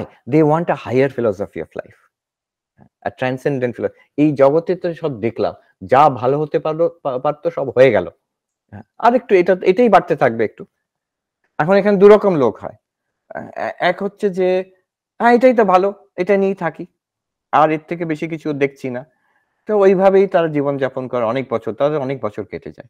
কিন্তু যারা একটু সেন্সিটিভ, চিন্তাশীল, বিশেষ করে young people, many of them are like that, তো তাদেরই মনে এই প্রশ্নটা জাগে। তখন Vedanta becomes very interesting and attractive. তখন মনে হয় আমার চাহিদা, এটা এমন নয় যে মহারাজরা বলছেন, মাস্টার মশাইরা, বাবা মা বলছেন, তা নয়। হাঙ্গার উইদিন মি, আমার একটা ক্ষুধা আছে এটার জন্য। সো ফার্স্ট অফ অল, এই চাহিদাটা ভেতরে, that my life will be better, এটা ভালো এরকম হতে হবে, এটা বললে young person is not interested in listening to that. বলবে বাবা মা জ্ঞান দিচ্ছে, কি মাস্টার মশাই মহারাজারা জ্ঞান দিচ্ছেন। But I want it, and that's what I see among young people. Many young people come here, খুব হাইলি কোয়ালিফাইড, চাকরি করছে কি পড়াশোনা করছে, but they all have this question in their mind, একটা চাহিদা নিয়ে আসছে। এবং দ্বিতীয় হচ্ছে বেনিফিট। এই যে কর্মযোগের কথা বললাম, অন্যদের জন্য, সেলফলেস নট সেলফিশ। আপাতত ভাবে শুনলে মনে হবে এতে কোনো কাজের নয়, আমার তো সেলফিশ না হলে চলবে না। নো, অ্যাকচুয়ালি তোমারই কাজে লাগবে, তুমি আনন্দ পাবে, তুমি শান্তি পাবে, এবং সংসারে যা চাইছো কোনোটা মিস করবে না, সব পেয়ে যাবে, শতগুণে বেশি পাবে। সেলফলেস ডিট্যাচমেন্ট নিয়ে কাজ করা, ঈশ্বরের আরাধনা করছি, অর ডিউটি ফর ডিউটির সেক, যেভাবে হোক। আচ্ছা, যেটা রাজযোগের কথা বলা হলো, এই কর্মযোগের মধ্যে ভক্তিযোগের কথাও চলে এলো, যেহেতু ঈশ্বরের আরাধনা করছি আমার কর্ম দিয়ে। আচ্ছা, রাজযোগ ধ্যানের কথা বলা হলো, অ্যাটেনশন, কনসেন্ট্রেশন, নট ডিস্ট্রাকশন। এতে কত বেনিফিট, এতে আমার কাজ ভালো হবে এবং আনন্দে থাকবো। সেই two benefits, I will get peace of mind and joy, that's one. Second, I'll be much more productive. আমি যে জিনিস চাইছি সেটা পাবো আমি, and surely without concentration পাবোই না, this is also sure. তো এইভাবে তাদের দেখাতে হবে that these things are available for us. জ্ঞান দেওয়া হবে না, তাহলে কোনো ছেলেমেয়েরা ওরা নিতে চাইবে না। ওরা I was very lucky যে আমার বাবা মা তারা আমাকে they introduced me to Ramakrishna Math mission, এই বই আমাকে নিয়ে গেছেন আশ্রমে, কিন্তু তারপরে কোনোদিন কেউ জোর করেননি। তার পরবর্তীকালে যে আমি নিজের ইচ্ছাতেই আশ্রমে যেতাম, আমি নিজের ইচ্ছাতেই এসব বই পড়তাম। বরং কখনো কখনো মা একটু বকে দিত যে এই পড়াশোনা করছিস না, খালি গিয়ে আশ্রমে বসে থাকিস, এরকম। কিন্তু তারা চাপ দেয়নি। আর আমার যে আধ্যাত্মিক যে ইন্টারেস্ট, এটা আমার ইন্টারেস্ট বলে I have gone forward with it. So young people they need to find it as their own interest. এই পজিটিভ সাইকোলজি এই জন্য দরকার যে এই সত্যগুলো কি, importance of concentration, importance of altruism, selflessness. জ্ঞানের দিকটা তো ডেভেলপ নয় পজিটিভ সাইকোলজিতে, যেটা অদ্বৈত বেদান্ত অনেক তুঙ্গে উঠে গেছে, কিন্তু এর বীজগুলো এখানে আছে, এর ফাউন্ডেশন ইজ দেয়ার।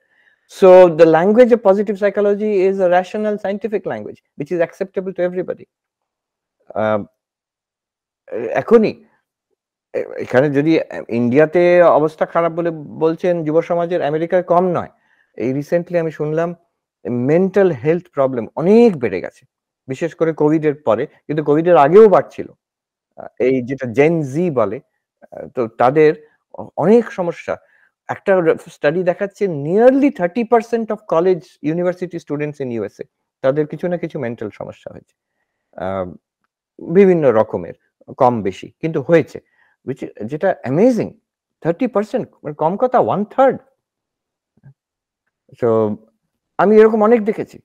হার্ভার্ড ইউনিভার্সিটির ক্লাসরুমে বসে একজন ওই নিটিং, সেলাই করছে বসে, নিটিং ছাত্র, কেন? একটি ছেলে, তো সে নিটিং করছে, যে কেন?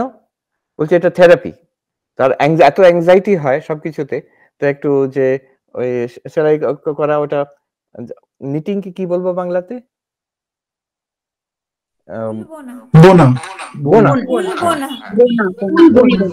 ভুলবো না, হ্যাঁ, সেলাই করা নয়, ভুলবো না, সেটা করছে। এখানে এখন যারা থেরাপিস্ট তারা ওটা একটা, যেমন আমি একটা উদাহরণ দিলাম, this is a kind of practice, তাতে মন শান্ত হবে। আচ্ছা, এটা আমরা কখনো ছোটবেলায় দেখিনি যে ক্লাসের মধ্যে বসে কেউ ভুল বুনছে বসে, সেটা কিন্তু সে সোয়েটার কি স্কার্ফ করার জন্য করছে না, মনকে শান্ত করার জন্য করছে। এটা একটা এক্সাম্পল, কত রকম যে এক্সাম্পল। আরেকটি ছেলেকে আমি দেখতাম, সে একদিন সে ছেলে, তারপরের দিন সে মেয়ে হয়ে গেল, তৃতীয় দিন আবার সে ছেলে হয়ে গেল, কোন দিন প্যান্ট শার্ট পরে আসছে, কোন দিন গাউন পরে আসছে। এখন এগুলো, এখন আমি এগুলো কোনোটাই কন্ডেম করছি না, কিন্তু thing is it shows a kind of deep restlessness in the mind. আমি যে কি চাই জগতে, কোনোটাই আমি ঠিক করে ধরতে পারছি না, এই বিভিন্ন রকম এক্সপেরিমেন্ট করে যাচ্ছি। এই তো ইট শুড বি গিভেন।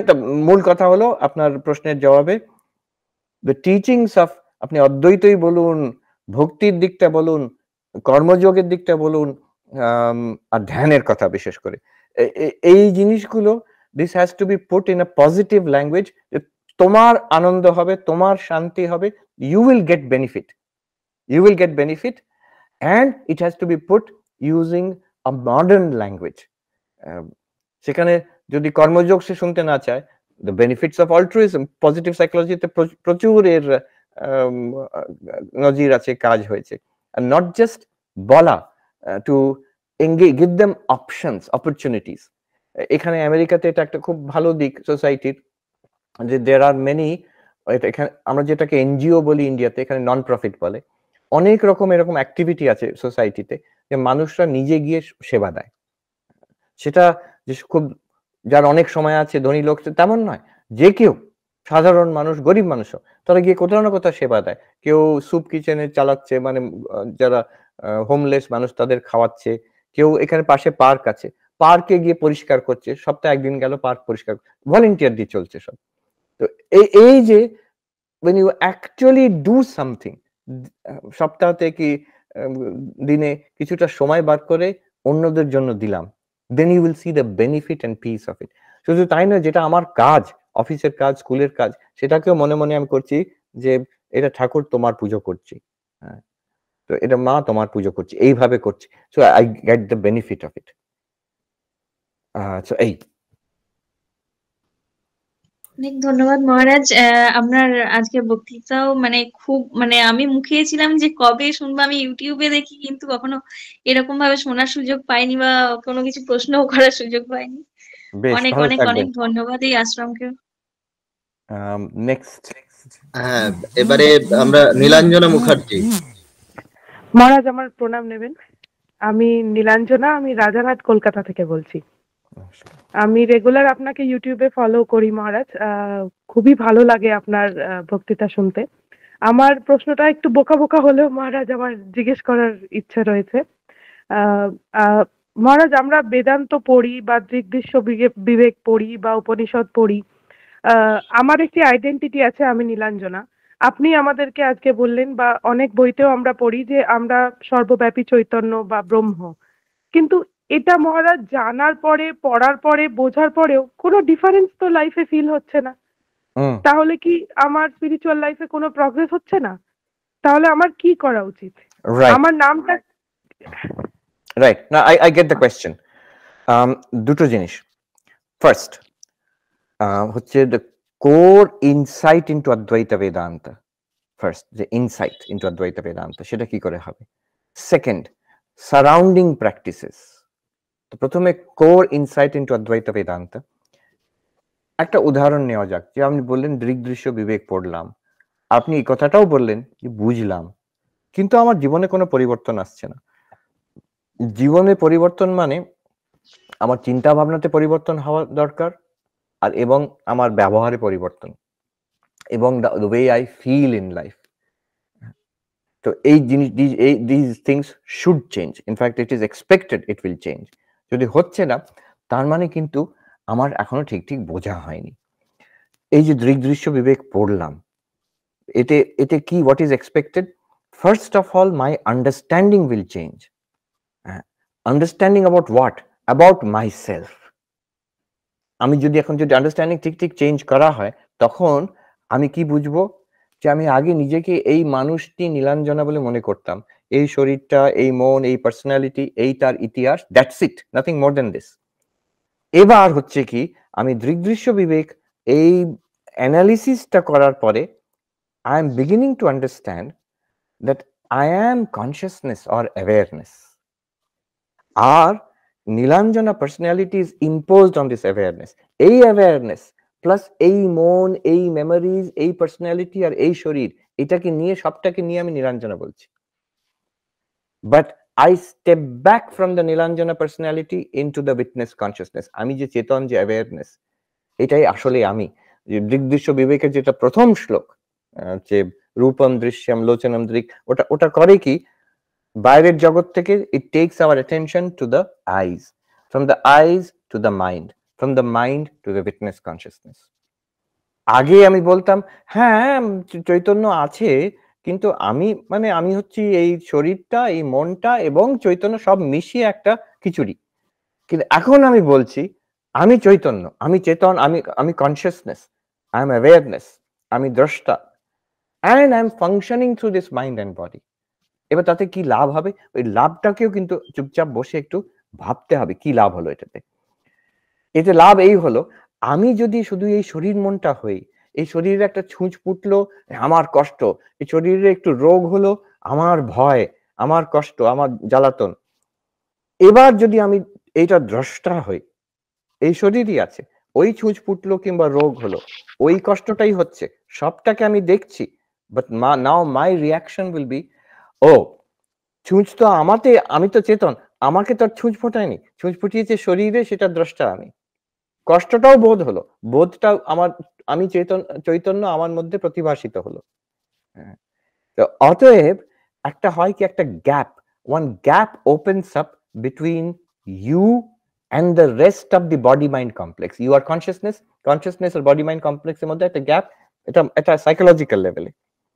অতএব যে ধাক্কাগুলো বাইরের থেকে আসছে সেগুলোকে সামলানোর একটা ক্ষমতা ডেভেলপ করা উচিত। যে বলছি যে আমার জীবনে পরিবর্তন হয়নি, কিন্তু পরিবর্তন হওয়া উচিত। কেন?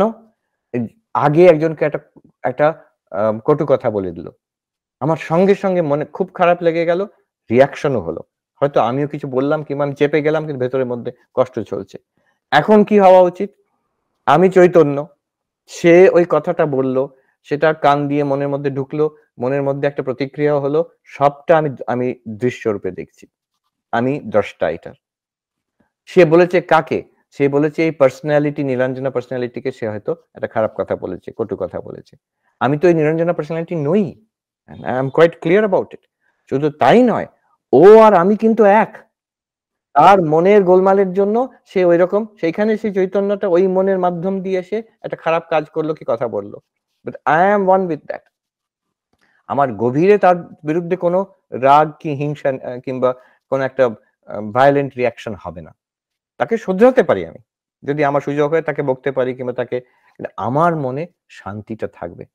গীতাতে আছে যস্মান্নো দ্বিজতে লোকান্ন দ্বিজতে চয়া, যার, যে জগতের দ্বারা ডিস্টার্বড হয় না, যার থেকে জগৎ ডিস্টার্বড হয় না। ঠিক ঠিক যে বেদান্তি, ঠিক ঠিক ভক্ত, ঠিক ঠিক জ্ঞানীর লক্ষণ এটা। এটা দ্বাদশ অধ্যায়তে গীতাতে কৃষ্ণ বলছেন অর্জুনকে, don't allow yourself to be disturbed by the world and be careful not to disturb the world. আমরা প্রথমে জেনে শুনে জগৎকে, আমার জন্য যাতে কেউ উদ্বিগ্ন না হয়, আমার জন্য যদি কেউ রেগে না যায়, কেউ তার কারোর মনে কষ্ট না হয়, সেটাও সাবধানে, সেটা ডেলিবারেটলি আমি কাউকে কষ্ট দেবো না। আরো গভীরে হচ্ছে, আমি ডেলিবারেটলি কাউকে কষ্ট দিচ্ছি না, কিন্তু আমার অসাবধান হওয়ার জন্য হয়তো মানুষ কষ্ট পাচ্ছে, সেটা আরো উইথ মাইন্ডফুলনেস দেখবো আমার কোন ব্যবহারে, কথাবার্তাতে অন্যরা হয়তো কষ্ট পেতে পারে, আরো সেন্সিটিভ হবো এটা ব্যাপারে। সেখানে ব্যাপারটা হচ্ছে যে আবার কাজ হতে পারে, হ্যাঁ, সেখানে অন্যদের, আমার কাজের জন্য অন্যরা উদ্বিগ্ন হতে পারে। আপনি যদি পুলিশ হন তাহলে চোর উদ্বিগ্ন হবেই, আমি তো এমন করবো না যে আমি এমন ব্যবহার করবো না যাতে চোর উদ্বিগ্ন হয়ে যায়, না, তাদের উদ্বিগ্ন করাটাই আমার কাজ হচ্ছে। অতএব ইউ হ্যাভ টু বি, একটা কমন সেন্স দরকার।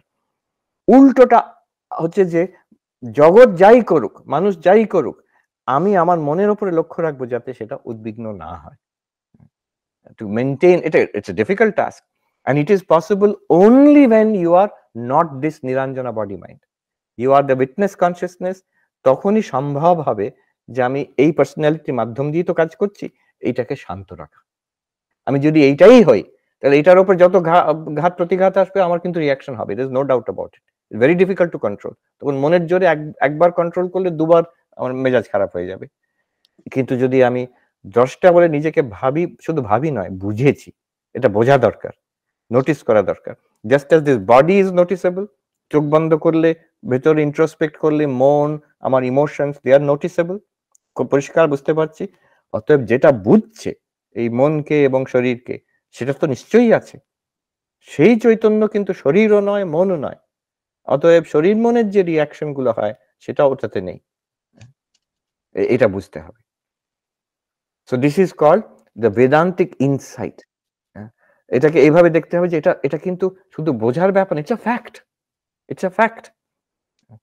এই পার্সোনালিটির যেমন ফ্যাক্ট, কনসিয়াসনেস এটা আরো বেশি ফ্যাক্ট। আচ্ছা, এটা একবার দৃঢ়ভাবে ধরতে পারলে তখন বিকামস আ রিয়ালিটি, তখন it becomes useful, you'll be able to use it in your daily life. এর সঙ্গে যে আনুষঙ্গিক সেকেন্ডারি প্র্যাকটিস বললাম, রেগুলার প্র্যাকটিস অফ মেডিটেশন, অশান্ত মনকে শান্ত করা। এই কথাটা খুব সুন্দর একজন বললেন সাধু, हम सोचते हैं कि संसार के चलते मन अशांत है, लेकिन मन अशांत है इसीलिए संसार है, शांत मन में भला कौन संसार देखा है। খুব সুন্দর কথা হিন্দিতে, যে আমরা ভাবি যে এই সংসারের জন্য আমার মনটা বড্ড অশান্ত, কিন্তু আসল বাস্তব সত্য হচ্ছে এই আমার অশান্ত মনের জন্য সংসার।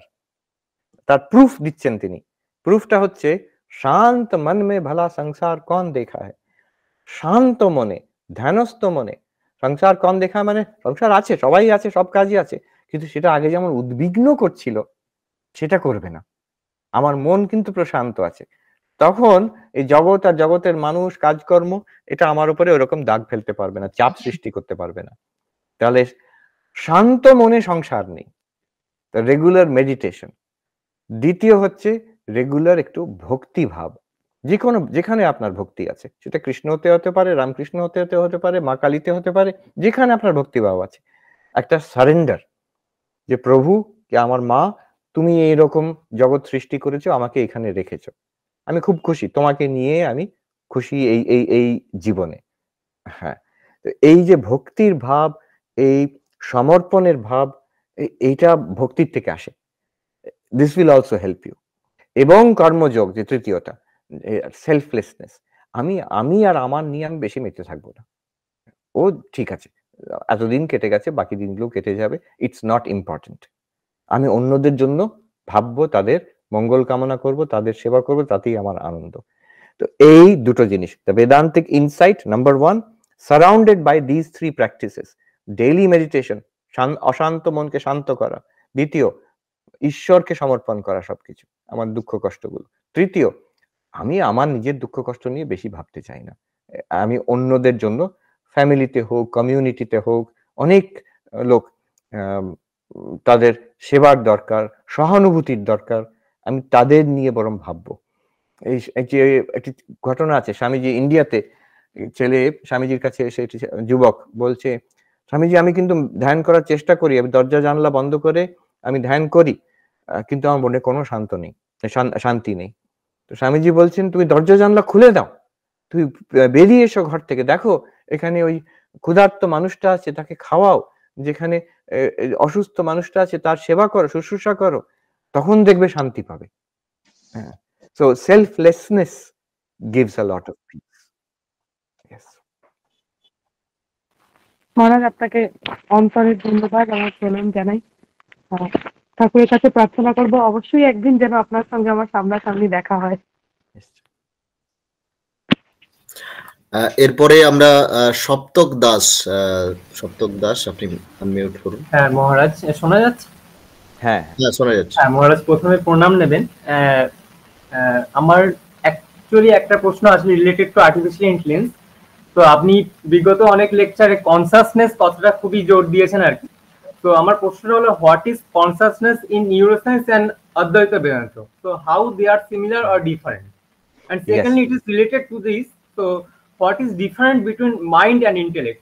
আমরা অ্যাকচুয়ালি আর্টিফিশিয়াল ইন্টেলিজেন্স নিয়ে কাজ করি, so what is difference between mind and intellect?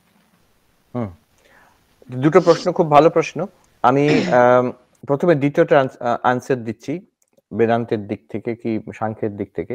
What is the difference between mind and intellect? Difference কিছু নেই, মনেরই একটা ফাংশন।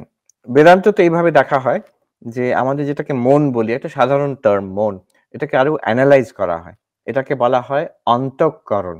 অন্তঃকরণ মানে ইনার ইনস্ট্রুমেন্ট, ইনার ইনস্ট্রুমেন্ট। তাহলে ইনার ইনস্ট্রুমেন্ট তাহলে কি একটা বহিকরণ আছে, এক্সটার্নাল ইনস্ট্রুমেন্ট আছে? আছে বই কি। যেমন আমাদের ইন্দ্রিয়গুলো, চোখ, কান, নাক, আমাদের যে ত্বক, স্কিন, যেটা অর্গান অফ টেস্ট, জিহ্বা, এইগুলো হচ্ছে এক্সটার্নাল ইনস্ট্রুমেন্ট। কেন? এইগুলো দিয়ে আমরা বাইরের জগৎকে কন্ট্যাক্ট করি। জগতের রূপ আছে, চোখ দিয়ে রূপটার সঙ্গে কন্ট্যাক্ট হচ্ছে। বাইরে শব্দ আছে, মানে শব্দ আসছে আর কি, যে সাউন্ড ওয়েভস গুলো, সেগুলো কান দিয়ে আমার কন্ট্যাক্ট হচ্ছে। খাবার যে ফ্লেভারটা আছে সেটা টাং দিয়ে কন্ট্যাক্ট হচ্ছে। These are instruments, external instruments, মানে দে আর কন্ট্যাক্টিং দ্য এক্সটার্নাল ওয়ার্ল্ড। কিন্তু একটা ইনার ইনস্ট্রুমেন্ট আছে যেটাকে আমরা একটা প্রসেসরের মতন ভাবতে পারি, যেটা আমাদের যাকে বলা হয় অন্তঃকরণ। এই অন্তঃকরণে মূলত একটা অ্যানালিসিসে 4টে ক্যাপাসিটি আছে, কিন্তু 4টে ফাংশন আছে। মন, বুদ্ধি, চিত্ত, অহংকার, প্রত্যেকটা ডেফিনেশন আছে। মন হচ্ছে ইটস লাইক এ প্রসেসর, সংকল্প বিকল্প আত্মকম, এটাও হতে পারে ওটাও হতে পারে। যে বাইরের থেকে ইনস্ট্রুমেন্ট, বাইরের থেকে ইনফরমেশন যখন এলো 5টে জ্ঞানেন্দ্রিয় দিয়ে, তখন মন এটাকে প্রসেস করে। কিংবা ভেতর থেকে একটা কোনো স্মৃতি জেগে উঠলো, মন ওটাকে প্রসেসিং করে, ওইটা নিয়ে ভাবে, তার মধ্যে আবেগও আসে, ইমোশনও ঢুকে আসে। আচ্ছা, এবার ভাবার পরে একটা নতিজায় এলো, একটা একটা কনক্লুশন, একটা আন্ডারস্ট্যান্ডিং, সেটাকে ইন্টেলেক্ট বলা হয়। ইন্টেলেক্টের ডেফিনেশন হচ্ছে নিশ্চয়াত্মিকা অন্তঃকরণ বৃত্তি বুদ্ধি, যেটা একটা নিশ্চয়তে দাঁড়ালো। ও যেমন একটা এক্সাম্পল দিই, যখন একটা mathematical problem you are working on it, চেষ্টা করছি বোঝার জন্য, ক্র্যাক করার জন্য, বুঝতে চেষ্টা করছি কিন্তু হচ্ছে না, তখন মন, ওটাকে মন বলছি, একই জিনিস, ওটার ফাংশন হচ্ছে মন। যখন বুঝে গেলাম, আহা মোমেন্ট, ইউরেকা মোমেন্ট এলো, তো সেটাকে আমি বলছি বুদ্ধি, মানে বেদান্ততে বলা হয় বুদ্ধি, নিশ্চয়াত্মিকা বুদ্ধি। জ্ঞান যখন উৎপন্ন হলো সেটাকে বুদ্ধি বলা হয়। আচ্ছা, এবার তার পেছনে আছে মেমোরি, সেটাকে বলা হয় চিত্ত। মেমোরি হচ্ছে store house of past impressions, যা জেনেছি, বুঝেছি, পড়েছি, যতটুকু মনে আছে সব ওখানে স্টোরড আছে, সেখান থেকে রিট্রিভ করে I compare with my present experiences, সেটাকে বলা হয় চিত্ত, মেমোরি। এই সবটাকে কোঅর্ডিনেট করছে, there is one function called ego, অহংকার। ইগো, অহংকারটা কি? অভিমান আত্মিকা অন্তঃকরণ বৃত্তি, কোঅর্ডিনেটিং ফাংশন। এই যে ভাবছি, সেখানে বলবো আমি ভাবছি, বুঝলাম কি বুঝলাম না, আমি বুঝলাম, মনে করতে পারছি কি মনে করতে পারছি না, মেমোরি, আমি মনে করতে পারছি, আমার মনে পড়ে। এই যে আমারটা সবগুলোর সঙ্গে জুড়ে যাচ্ছে, ফাংশন গুলো বিভিন্ন দিক দিয়ে হচ্ছে। এবার শরীর দিয়ে, এই বসে আছে, আমি বসে আছি, হাঁটছি, আমি হাঁটছি। অহংকার কিন্তু নিজের থেকে কিছুই করে না, অহংকার হাঁটেও না, ভাবেও না, মনেও করে না, বুঝতেও পারে না, কিছু না। অহংকার শুধু সবটাকে অ্যাপ্রোপ্রিয়েট করে না, যে আমি, অভিমান আত্মিকা, মানে আমি সবটাকে আমির সঙ্গে জুড়ে দিয়ে ইন্টিগ্রেটস দ্য হোল পার্সোনালিটি। এবার এর মধ্যে একটা ফাংশন হচ্ছে বুদ্ধি, যেটাকে আমরা ইন্টেলেক্ট বলছি, ইন্টেলিজেন্স বলছি। মন আর ইন্টেলিজেন্স এই relation, it's the same faculty psychologically speaking. একটা হচ্ছে কনসার্ন উইথ নলেজ, আরেকটা হচ্ছে previous to knowledge, the processing which goes on, that is mind. এবার প্রথম প্রশ্নতে আসি, কনসিয়াসনেস ইন নিউরোসায়েন্স এন্ড অদ্বৈত বেদান্ত। নিউরোসায়েন্স, একটা আমি অদ্ভুত কথা বলবো, নিউরোসায়েন্সের কনসিয়াসনেসের কোনো ধারণাই নেই। What does neuroscience deal with? Neuroscience deals with the brain and the nervous system and the activities which go on in the brain and nervous system. যদি কেউ ব্রেন আর নার্ভাস সিস্টেমকে ক্লোজলি অবজার্ভ করে, ওখানে কোথাও কনসিয়াসনেস দেখতে পারবে? কিছুই দেখতে পারবে না। You will find some living tissue, আরো কাছ থেকে অবজার্ভ করলে কিছু কেমিক্যাল প্রসেস চলছে, আরো কাছ থেকে অবজার্ভ করলে tiny bits of electrical activities going on, খুব সূক্ষ্ম ইলেকট্রিক্যাল অ্যাক্টিভিটি চলছে, যেটা এফএমআরআই, ফাংশনাল এমআরআই স্ক্যানে ধরা পড়ে। হ্যাঁ, এই অবধি কোথায় কনসিয়াসনেস, কোথায়? অতএব নিউরোসায়েন্সে কনসিয়াসনেসের কথাটা কোথায় আসছে? বিকজ যে সাবজেক্ট যার উপরে আমরা গবেষণা করছি সে রিপোর্ট করছে, উই আর রিপোর্টিং। আমার একটা চেতন অনুভব হচ্ছে, আমি দেখতে পাচ্ছি, আমি শুনতে পাচ্ছি, আমার ব্যথা হচ্ছে, আমার আনন্দ হচ্ছে, আমার মনে পড়ে, এই যে ভেতর থেকে অনুভব, ফার্স্ট পার্সন এক্সপিরিয়েন্স, এটা যেহেতু আমরা রিপোর্ট করছি, now neuroscience has to deal with it. আচ্ছা, তাহলে দেখছি আমাদের যে neurochemical processes, electrical activity in the brain, it is somehow deeply correlated, strongly correlated. এই যে মানুষটা বলছে তার ব্যথা হচ্ছে, তার আনন্দ হচ্ছে, তার এই কথা মনে পড়ছে, হ্যাঁ, তো তার সঙ্গে এই অ্যাক্টিভিটি গুলো কানেক্টেড। অতএব ব্রেনের সঙ্গে এই কনসিয়াসনেসের কোনো কানেকশন আছে, এই অবধি হচ্ছে নিউরোসায়েন্সের অ্যাপ্রোচ। নাও অদ্বৈত বেদান্ত বলে উল্টো দিক থেকে দেখো, বাইরের থেকে, থার্ড পার্সন দিক থেকে নয়, তোমার নিজের দিক থেকে দেখো। তো নিজের দিক থেকে দেখলে দেখবে যে এই জগৎটা আছে এটা ঠিকই, কিন্তু জগৎটা it is something that I am seeing, hearing, smelling, tasting, touching. আরো কাছ থেকে দেখলে এই সেন্স অর্গানস থেকে যা আসছে information, that I am processing and feeling, আমার একটা ভেতরের অনুভব হচ্ছে। সেই অনুভবগুলো কেন হচ্ছে, সেই কেনটার জবাব হচ্ছে consciousness. Because of consciousness I am able to experience. কি এক্সপিরিয়েন্স? এভরিথিং। যা কিছু আমার এক্সপিরিয়েন্স হচ্ছে জগতে, it's because I am conscious. এই আমার অল অফ এক্সপিরিয়েন্স, এক্সপিরিয়েন্স কি আমরা বাংলাতে অনুভব বলবো, অনুভব, অনুভূতি, ডেফিনেশন কি? Consciousness plus an object. এই যে রূপ আমি দেখতে পাচ্ছি, colours and shapes, consciousness plus colours and shapes, এই আমার অনুভব হচ্ছে। বাইরের থেকে একটা ডেটা আসছে, সেটাতে আমাদের কনসিয়াসনেস ইলুমিন করলে আমার অনুভব হচ্ছে এই সব কালার দেখতে পাচ্ছি, শেপ দেখতে পাচ্ছি। শব্দ আমরা শুনছি এখন, এই অনুভবটা কি? It is consciousness, you are conscious. হ্যাঁ, কনসিয়াসনেস, তারপরে মন আছে, তারপরে কান আছে, বাইরের থেকে একটা এয়ার ওয়েভ এলো, সাউন্ড ওয়েভ, সেটা তখন আমার শব্দের অনুভব হচ্ছে। তো কনসিয়াস সব জায়গায় দেখবেন এই স্ট্রাকচারটা, simple equation, consciousness plus object is equal to experience. What experience? Our whole life, আমাদের জীবনে যা করি, সেটা স্পিরিচুয়াল হোক, ওয়ার্ল্ডলি হোক, সায়েন্টিফিক হোক, আমার ডে টু ডে লাইফ হোক, আর্টিস্টিক হোক, সব অনুভব হচ্ছে consciousness plus object.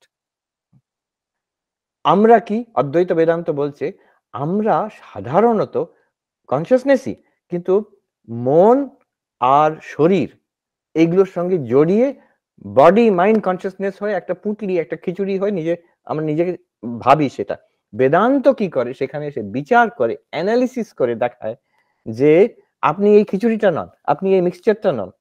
Even the body and the mind are also objects. পরিষ্কার এখনই অনুভব হচ্ছে, এই তো অবজেক্ট, শরীর তো একটা অবজেক্ট, মনও তো একটা অবজেক্ট। আমি দেখতে পাচ্ছি না আপনার মন, কিন্তু আপনি নিজে অনুভব করতে পারছেন আপনার মন। তো যা অনুভব করতে পারবেন, দ্যাটস অ্যান অবজেক্ট। সেটাকে অনুভব করছি বলেই তো এক্সপিরিয়েন্স অনুভব হচ্ছে, কনসিয়াসনেস প্লাস অবজেক্ট। তো শরীরটাও অবজেক্ট, এটা একটা ইনস্ট্রুমেন্ট, মনটাও অবজেক্ট, এটা একটা ইনস্ট্রুমেন্ট, কিন্তু আমি ইনস্ট্রুমেন্ট নই, আমি Chaitanya. This is what Vedanta wants to point out. আরেকটা স্টেপ বেদান্ততে। আচ্ছা, এই অবধি যেটা বললাম, এটা তো অনেক কথা বললাম, কিন্তু এটা আনডিনায়েবল।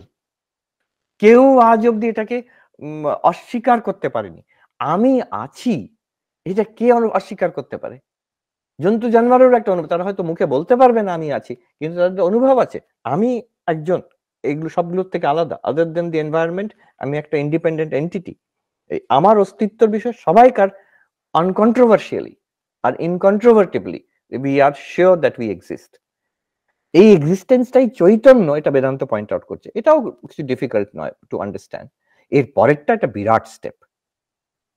এবার এই যে অবজেক্ট, এই বিশ্ব ব্রহ্মাণ্ড, object means everything in the universe, জানা এবং অজানা সবটাই কিন্তু চৈতন্যতে প্রতিভাসিত, উদ্ভাসিত হচ্ছে। চৈতন্যের মধ্যেই দেখা দিচ্ছে সবকিছু। আমরা সাধারণত ভাবি কনসিয়াসনেস আছে প্লাস একটা অবজেক্ট, বাইরের জগতে আছে একটা অবজেক্ট, কিংবা শরীরের মধ্যে, মনের মধ্যে, সেটা কনসিয়াসনেস দেখছে। কিন্তু অদ্বৈত বেদান্ত বলছে কনসিয়াসনেস আছে, এই কনসিয়াসনেসের মধ্যেই সমুদ্রে ঢেউ খেলার মতন কনসিয়াসনেসই নিজের অবজেক্ট রূপে দেখা দিচ্ছে। অতএব অবজেক্ট বলে কনসিয়াসনেস থেকে আলাদা দ্বিতীয় কিছু নেই। দ্বিতীয় নেই মানে দ্বৈত নেই, তার মানে অদ্বৈত। কিসের অদ্বৈত? কনসিয়াসনেসের অদ্বৈত, আত্মার অদ্বৈত, আপনার অদ্বৈত। আপনি হচ্ছেন অদ্বৈত, আপনি অ্যাজ কনসিয়াসনেস, ইউ আর অদ্বৈত। এইটাই অদ্বৈত বেদান্ত বলতে চায়। হ্যাঁ মহারাজ, বুঝলাম। আপনি যে সায়েন্স আর স্পিরিচুয়ালিটি যেভাবে রিলেট করলেন খুবই ভালো লাগলো আর কি। হোক আবার দেখা হোক আর কি। খুব ভালো লাগলো, ভালো থাকবেন। খুব ভালো লাগলো। এটা খুব ইম্পর্টেন্ট কাজ। আপনি আর্টিফিশিয়াল ইন্টেলিজেন্সে কাজ করছেন, এখন সবাই করছে কাজ। এখানে দেখছি আমেরিকাতে যত এই গত 1 বছর 2 বছর যারা দেখা করতে আসে, যারা সায়েন্সে, তারা নিউরো সায়েন্সেই কাজ করুন আর কম্পিউটার সায়েন্সেই কাজ করছে, সবাই হয়তো এআই কিংবা রিলেটেড কিংবা কনসিয়াসনেস স্টাডিজ এরকম কোন রিলেটেড ফিল্ডে অনেকে কাজ করছে এখন। এটা একদম হট টপিক এখন, কাটিং এজ। হ্যাঁ, ধন্যবাদ। আচ্ছা, আরো 2-1টা প্রশ্ন করে আমরা শেষ করি। হ্যাঁ মহারাজ, নেক্সট হচ্ছে গোপাল সরকার।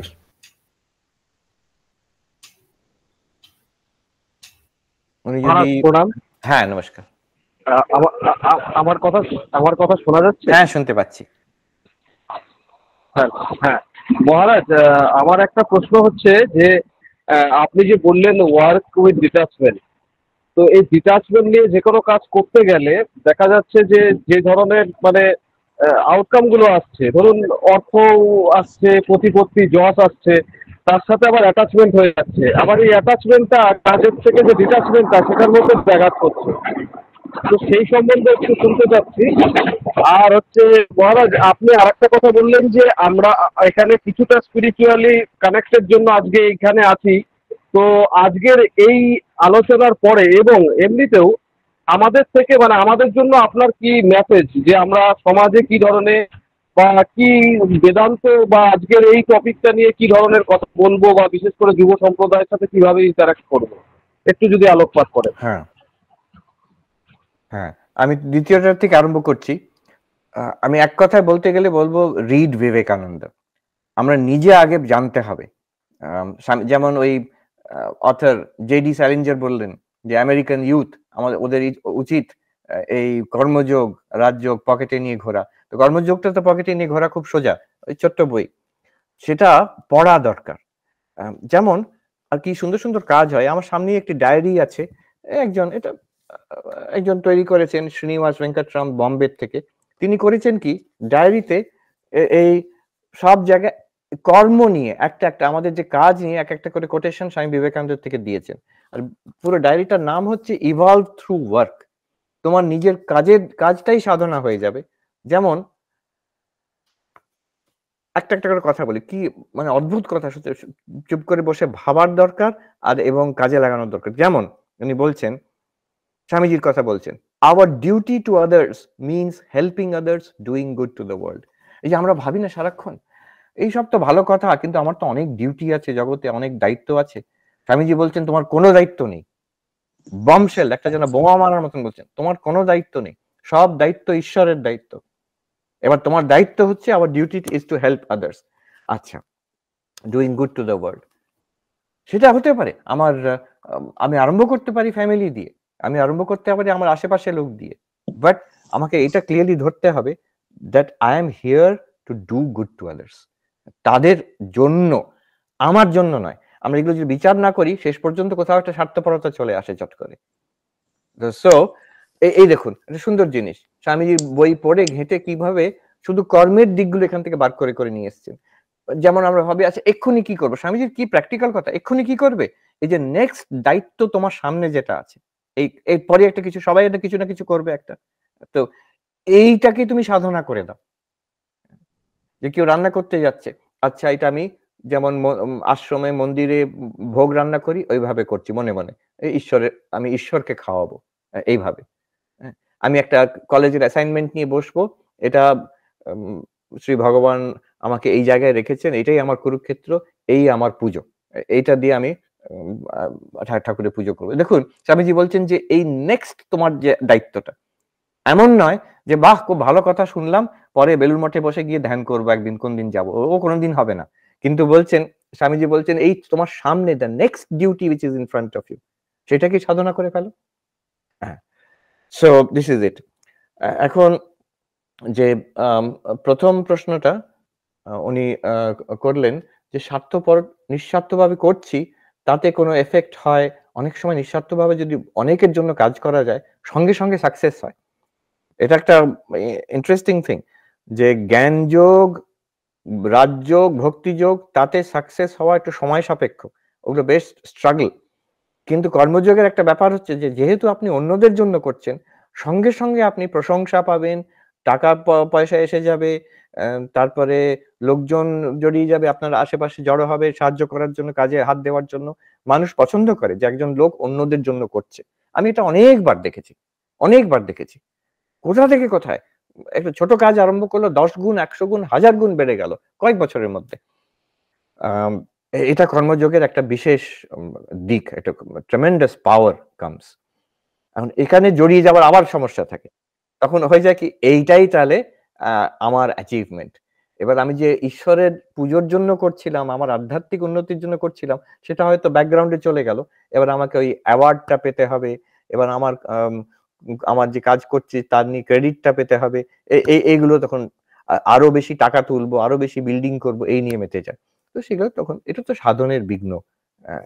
তখন খুব প্রার্থনা চাই প্রভুর কাছে, এবং বারে বারে যেটা আমি পুজো করছি, যেমন একটা মন্দিরে গিয়ে শান্তভাবে কেউ দেখতে পাচ্ছে না, একটা ফুল দিলাম ঠাকুরের কাছে, এই আমার কাজটাও, এই স্কুলটা হোক, এই হাসপাতালটা হোক, এই মানুষকে খাওয়ানো হোক, whatever work you are doing, এটাও কিন্তু সেই ফুল দেওয়ার মতো।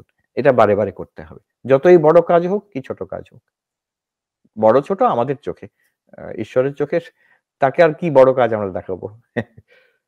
আচ্ছা, প্রচুর প্রশ্ন ছিল, আমরা লাস্ট প্রশ্ন নেব। হ্যাঁ, ধন্যবাদ মহারাজ, আমি খুব সমৃদ্ধ হলাম। Thank you. আচ্ছা, আরো দুটো প্রশ্ন নিতে পারেন। আচ্ছা আচ্ছা আচ্ছা আচ্ছা মহারাজ, থ্যাংক ইউ মহারাজ। সুপর্ণা মাল। মহারাজ, আমার কথা শোনা যাচ্ছে? হ্যাঁ, শুনতে পাচ্ছি। প্রণাম মহারাজ। প্রণাম মহারাজ, আমি কলকাতা থেকে বলছি, সুপর্ণা মাল, রামকৃষ্ণ মিশনেরই স্পিরিচুয়াল ডিসাইপল। মহারাজ, আমার দুটো প্রশ্ন আছে। একটা হচ্ছে যে আমরা যে জগতে আছি এখানে তো প্রচুর নেতিবাচক চিন্তা ভাবনা, প্রচুর নেগেটিভিটি। তো আমি কি করে ওই নেগেটিভিটিটাকে কাট অফ করব? আমার হয়তো কনফিডেন্স আছে, আমি হয়তো ওর ইম্প্যাক্টটা আমার যে অ্যাসপিরেশন সেগুলোকে এফেক্ট করছে না, কিন্তু কোথাও আমার সাবকনশিয়াস মাইন্ডে ওই নেগেটিভিটি গুলো ট্র্যাপ হয়ে আমার অ্যাসপিরেশনস বা আমার ড্রিমস এর পথে সেটা বাধা হয়ে দাঁড়াচ্ছে, এবং সেটা জব করতে গেলেও সেটা বেশি করে মনে আসছে। এটা একটা প্রশ্ন। আর দ্বিতীয় প্রশ্ন হচ্ছে মহারাজ, আপনার একটা লেকচারে শুনেছিলাম আপনি বলেছিলেন যে কনসেন্ট্রেশনটাকে ধরে রাখা, টু হোল্ড দ্য কনসেন্ট্রেশন।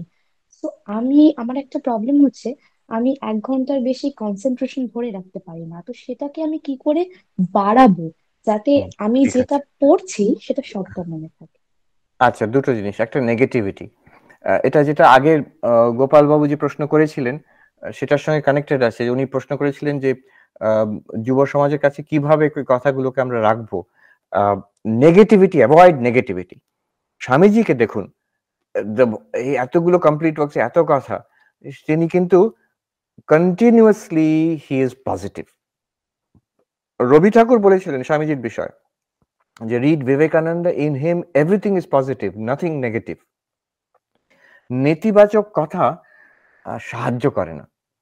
নেতিবাচক কথাও বলা যেতে পারে, কিন্তু আলটিমেটলি নেতিবাচক হওয়া উচিত নয়। Negative in the sense criticism হতে পারে, but with the goal of improvement. স্বামীজিকে কম বকা দেননি ভারতবাসীকে, যখন lecture from Colombo to Almora, আমাদের জাতি প্রথা, মহিলাদের যে স্ট্যাটাস, শিক্ষার অভাব, সুপারস্টিশন, এই নিয়ে কি মানে কম গালাগাল দিয়েছেন স্বামীজি? মানে কিন্তু সেগুলো গালাগাল হিসেবে নয়, সেগুলো নেতিবাচক হিসেবে নয়। He wants us to be better. উনি বলছেন we have done well, we must do better. তো এই অ্যাটিটিউডেও কেউ যদি ক্রিটিসাইজ করে সেটা ক্ষতিকারক নয়, কিন্তু attitude should always be positive, ভালো দিকে, একটা ওপরের দিকে এটা হওয়া উচিত নিজের জীবনে আর অন্যদের জন্য, স্পেশালি ফর ইয়াং পিপল।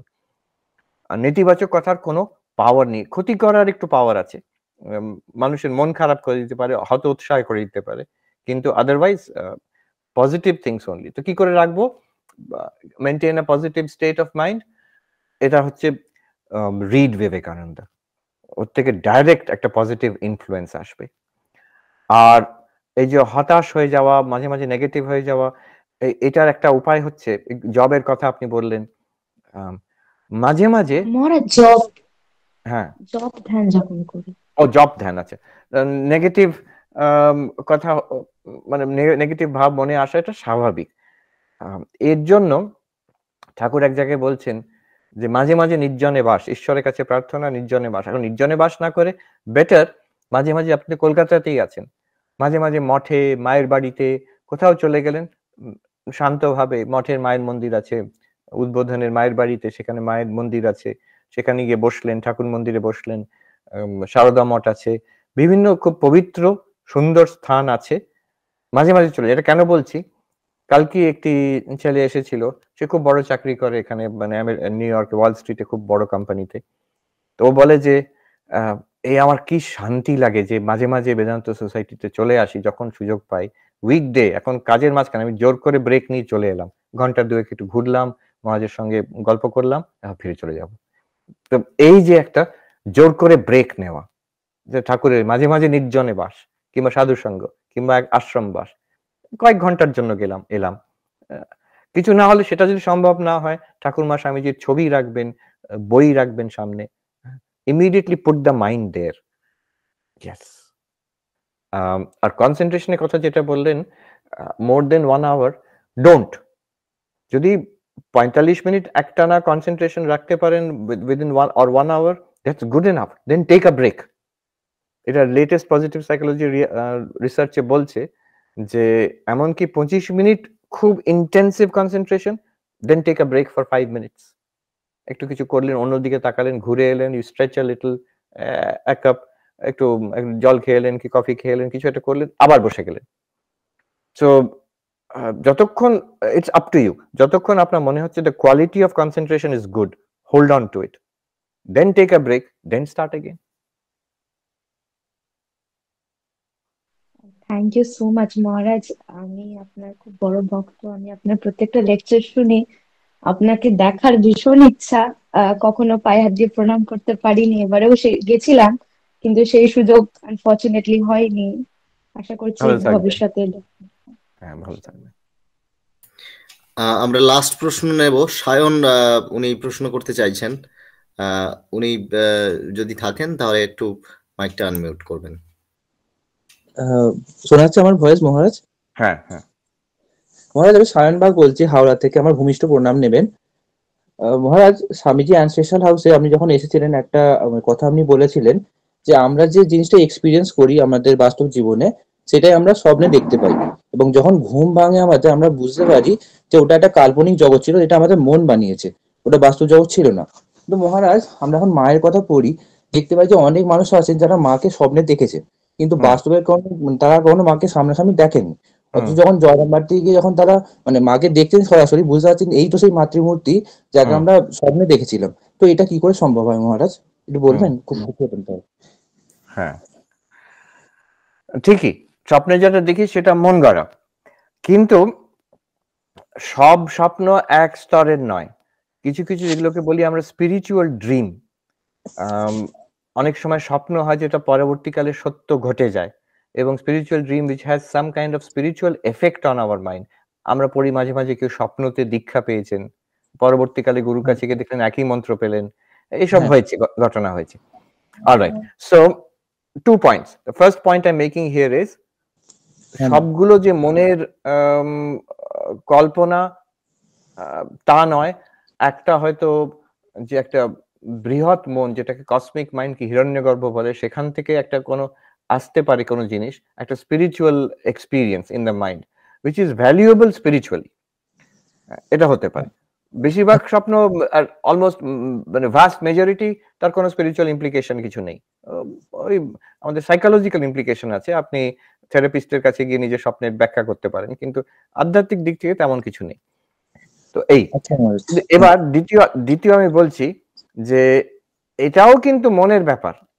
এই একটা সূক্ষ্ম বিচার করে দেখতে হবে যে বলছে আমি স্বপ্নতে শ্রী শ্রী মাকে দেখেছিলাম, এবার জয়রামবাটি গিয়ে দেখলাম আরে এই তো সেই মাতৃমূর্তি, সেখানেও কিন্তু সে কখনো বলবে না যে আমি এই দ্বিতীয়বার মাকে দেখছি, বলবে যে আমি এই প্রথমবার মাকে দেখলাম, আমার মনে পড়ে গেল স্বপ্নতে দেখেছিলাম তাকে।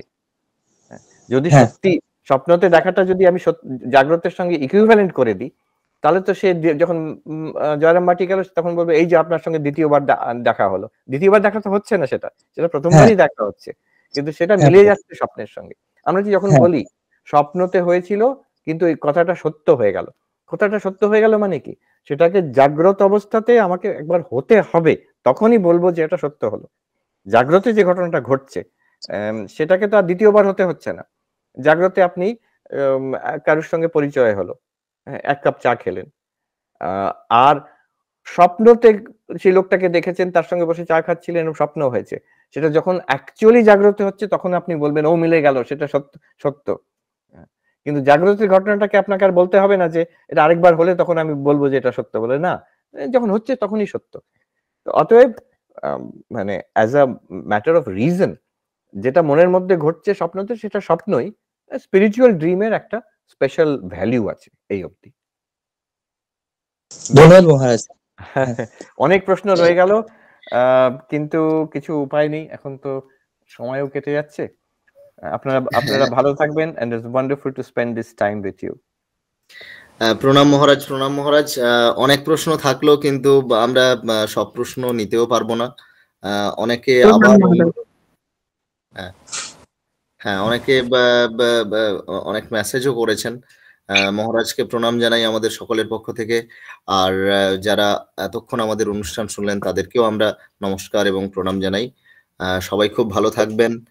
মহারাজ আবার যখন বেলুড় মঠে আসবেন তখন আবার দেখা হবে, কিংবা এই ভার্চুয়াল প্ল্যাটফর্মে আমরা আবার কোনো অনুষ্ঠানের নিশ্চয়ই চেষ্টা করব আয়োজন করার, এবং মহারাজকে অনুরোধ করব, কারণ অনেকেই আজকে থাকলেন যারা প্রশ্ন করতে পারলেন না, আবার অনেকে অনেক মেসেজও করেছেন।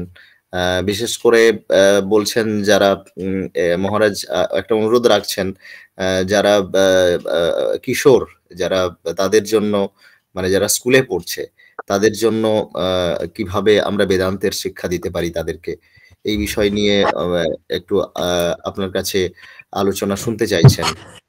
এইসব বিষয়গুলো নিয়ে পরে আপনার সঙ্গে আমরা আলোচনা করে যদি কোনো সেশন রাখতে পারি আমরা পরবর্তীকালে অনুরোধ করব। সবাই খুব ভালো থাকবেন। মহারাজ আমাদের সকলের প্রণাম গ্রহণ করবেন। শান্তি মন্ত্র পাঠ করে দিই। হ্যাঁ হ্যাঁ মহারাজ। ওম শান্তি শান্তি শান্তি হরি ওম তৎসৎ। শ্রী রামকৃষ্ণার্পণমস্তু। সবাই ভালো থাকবেন। প্রণাম মহারাজ। নমস্কার। প্রণাম মহারাজ।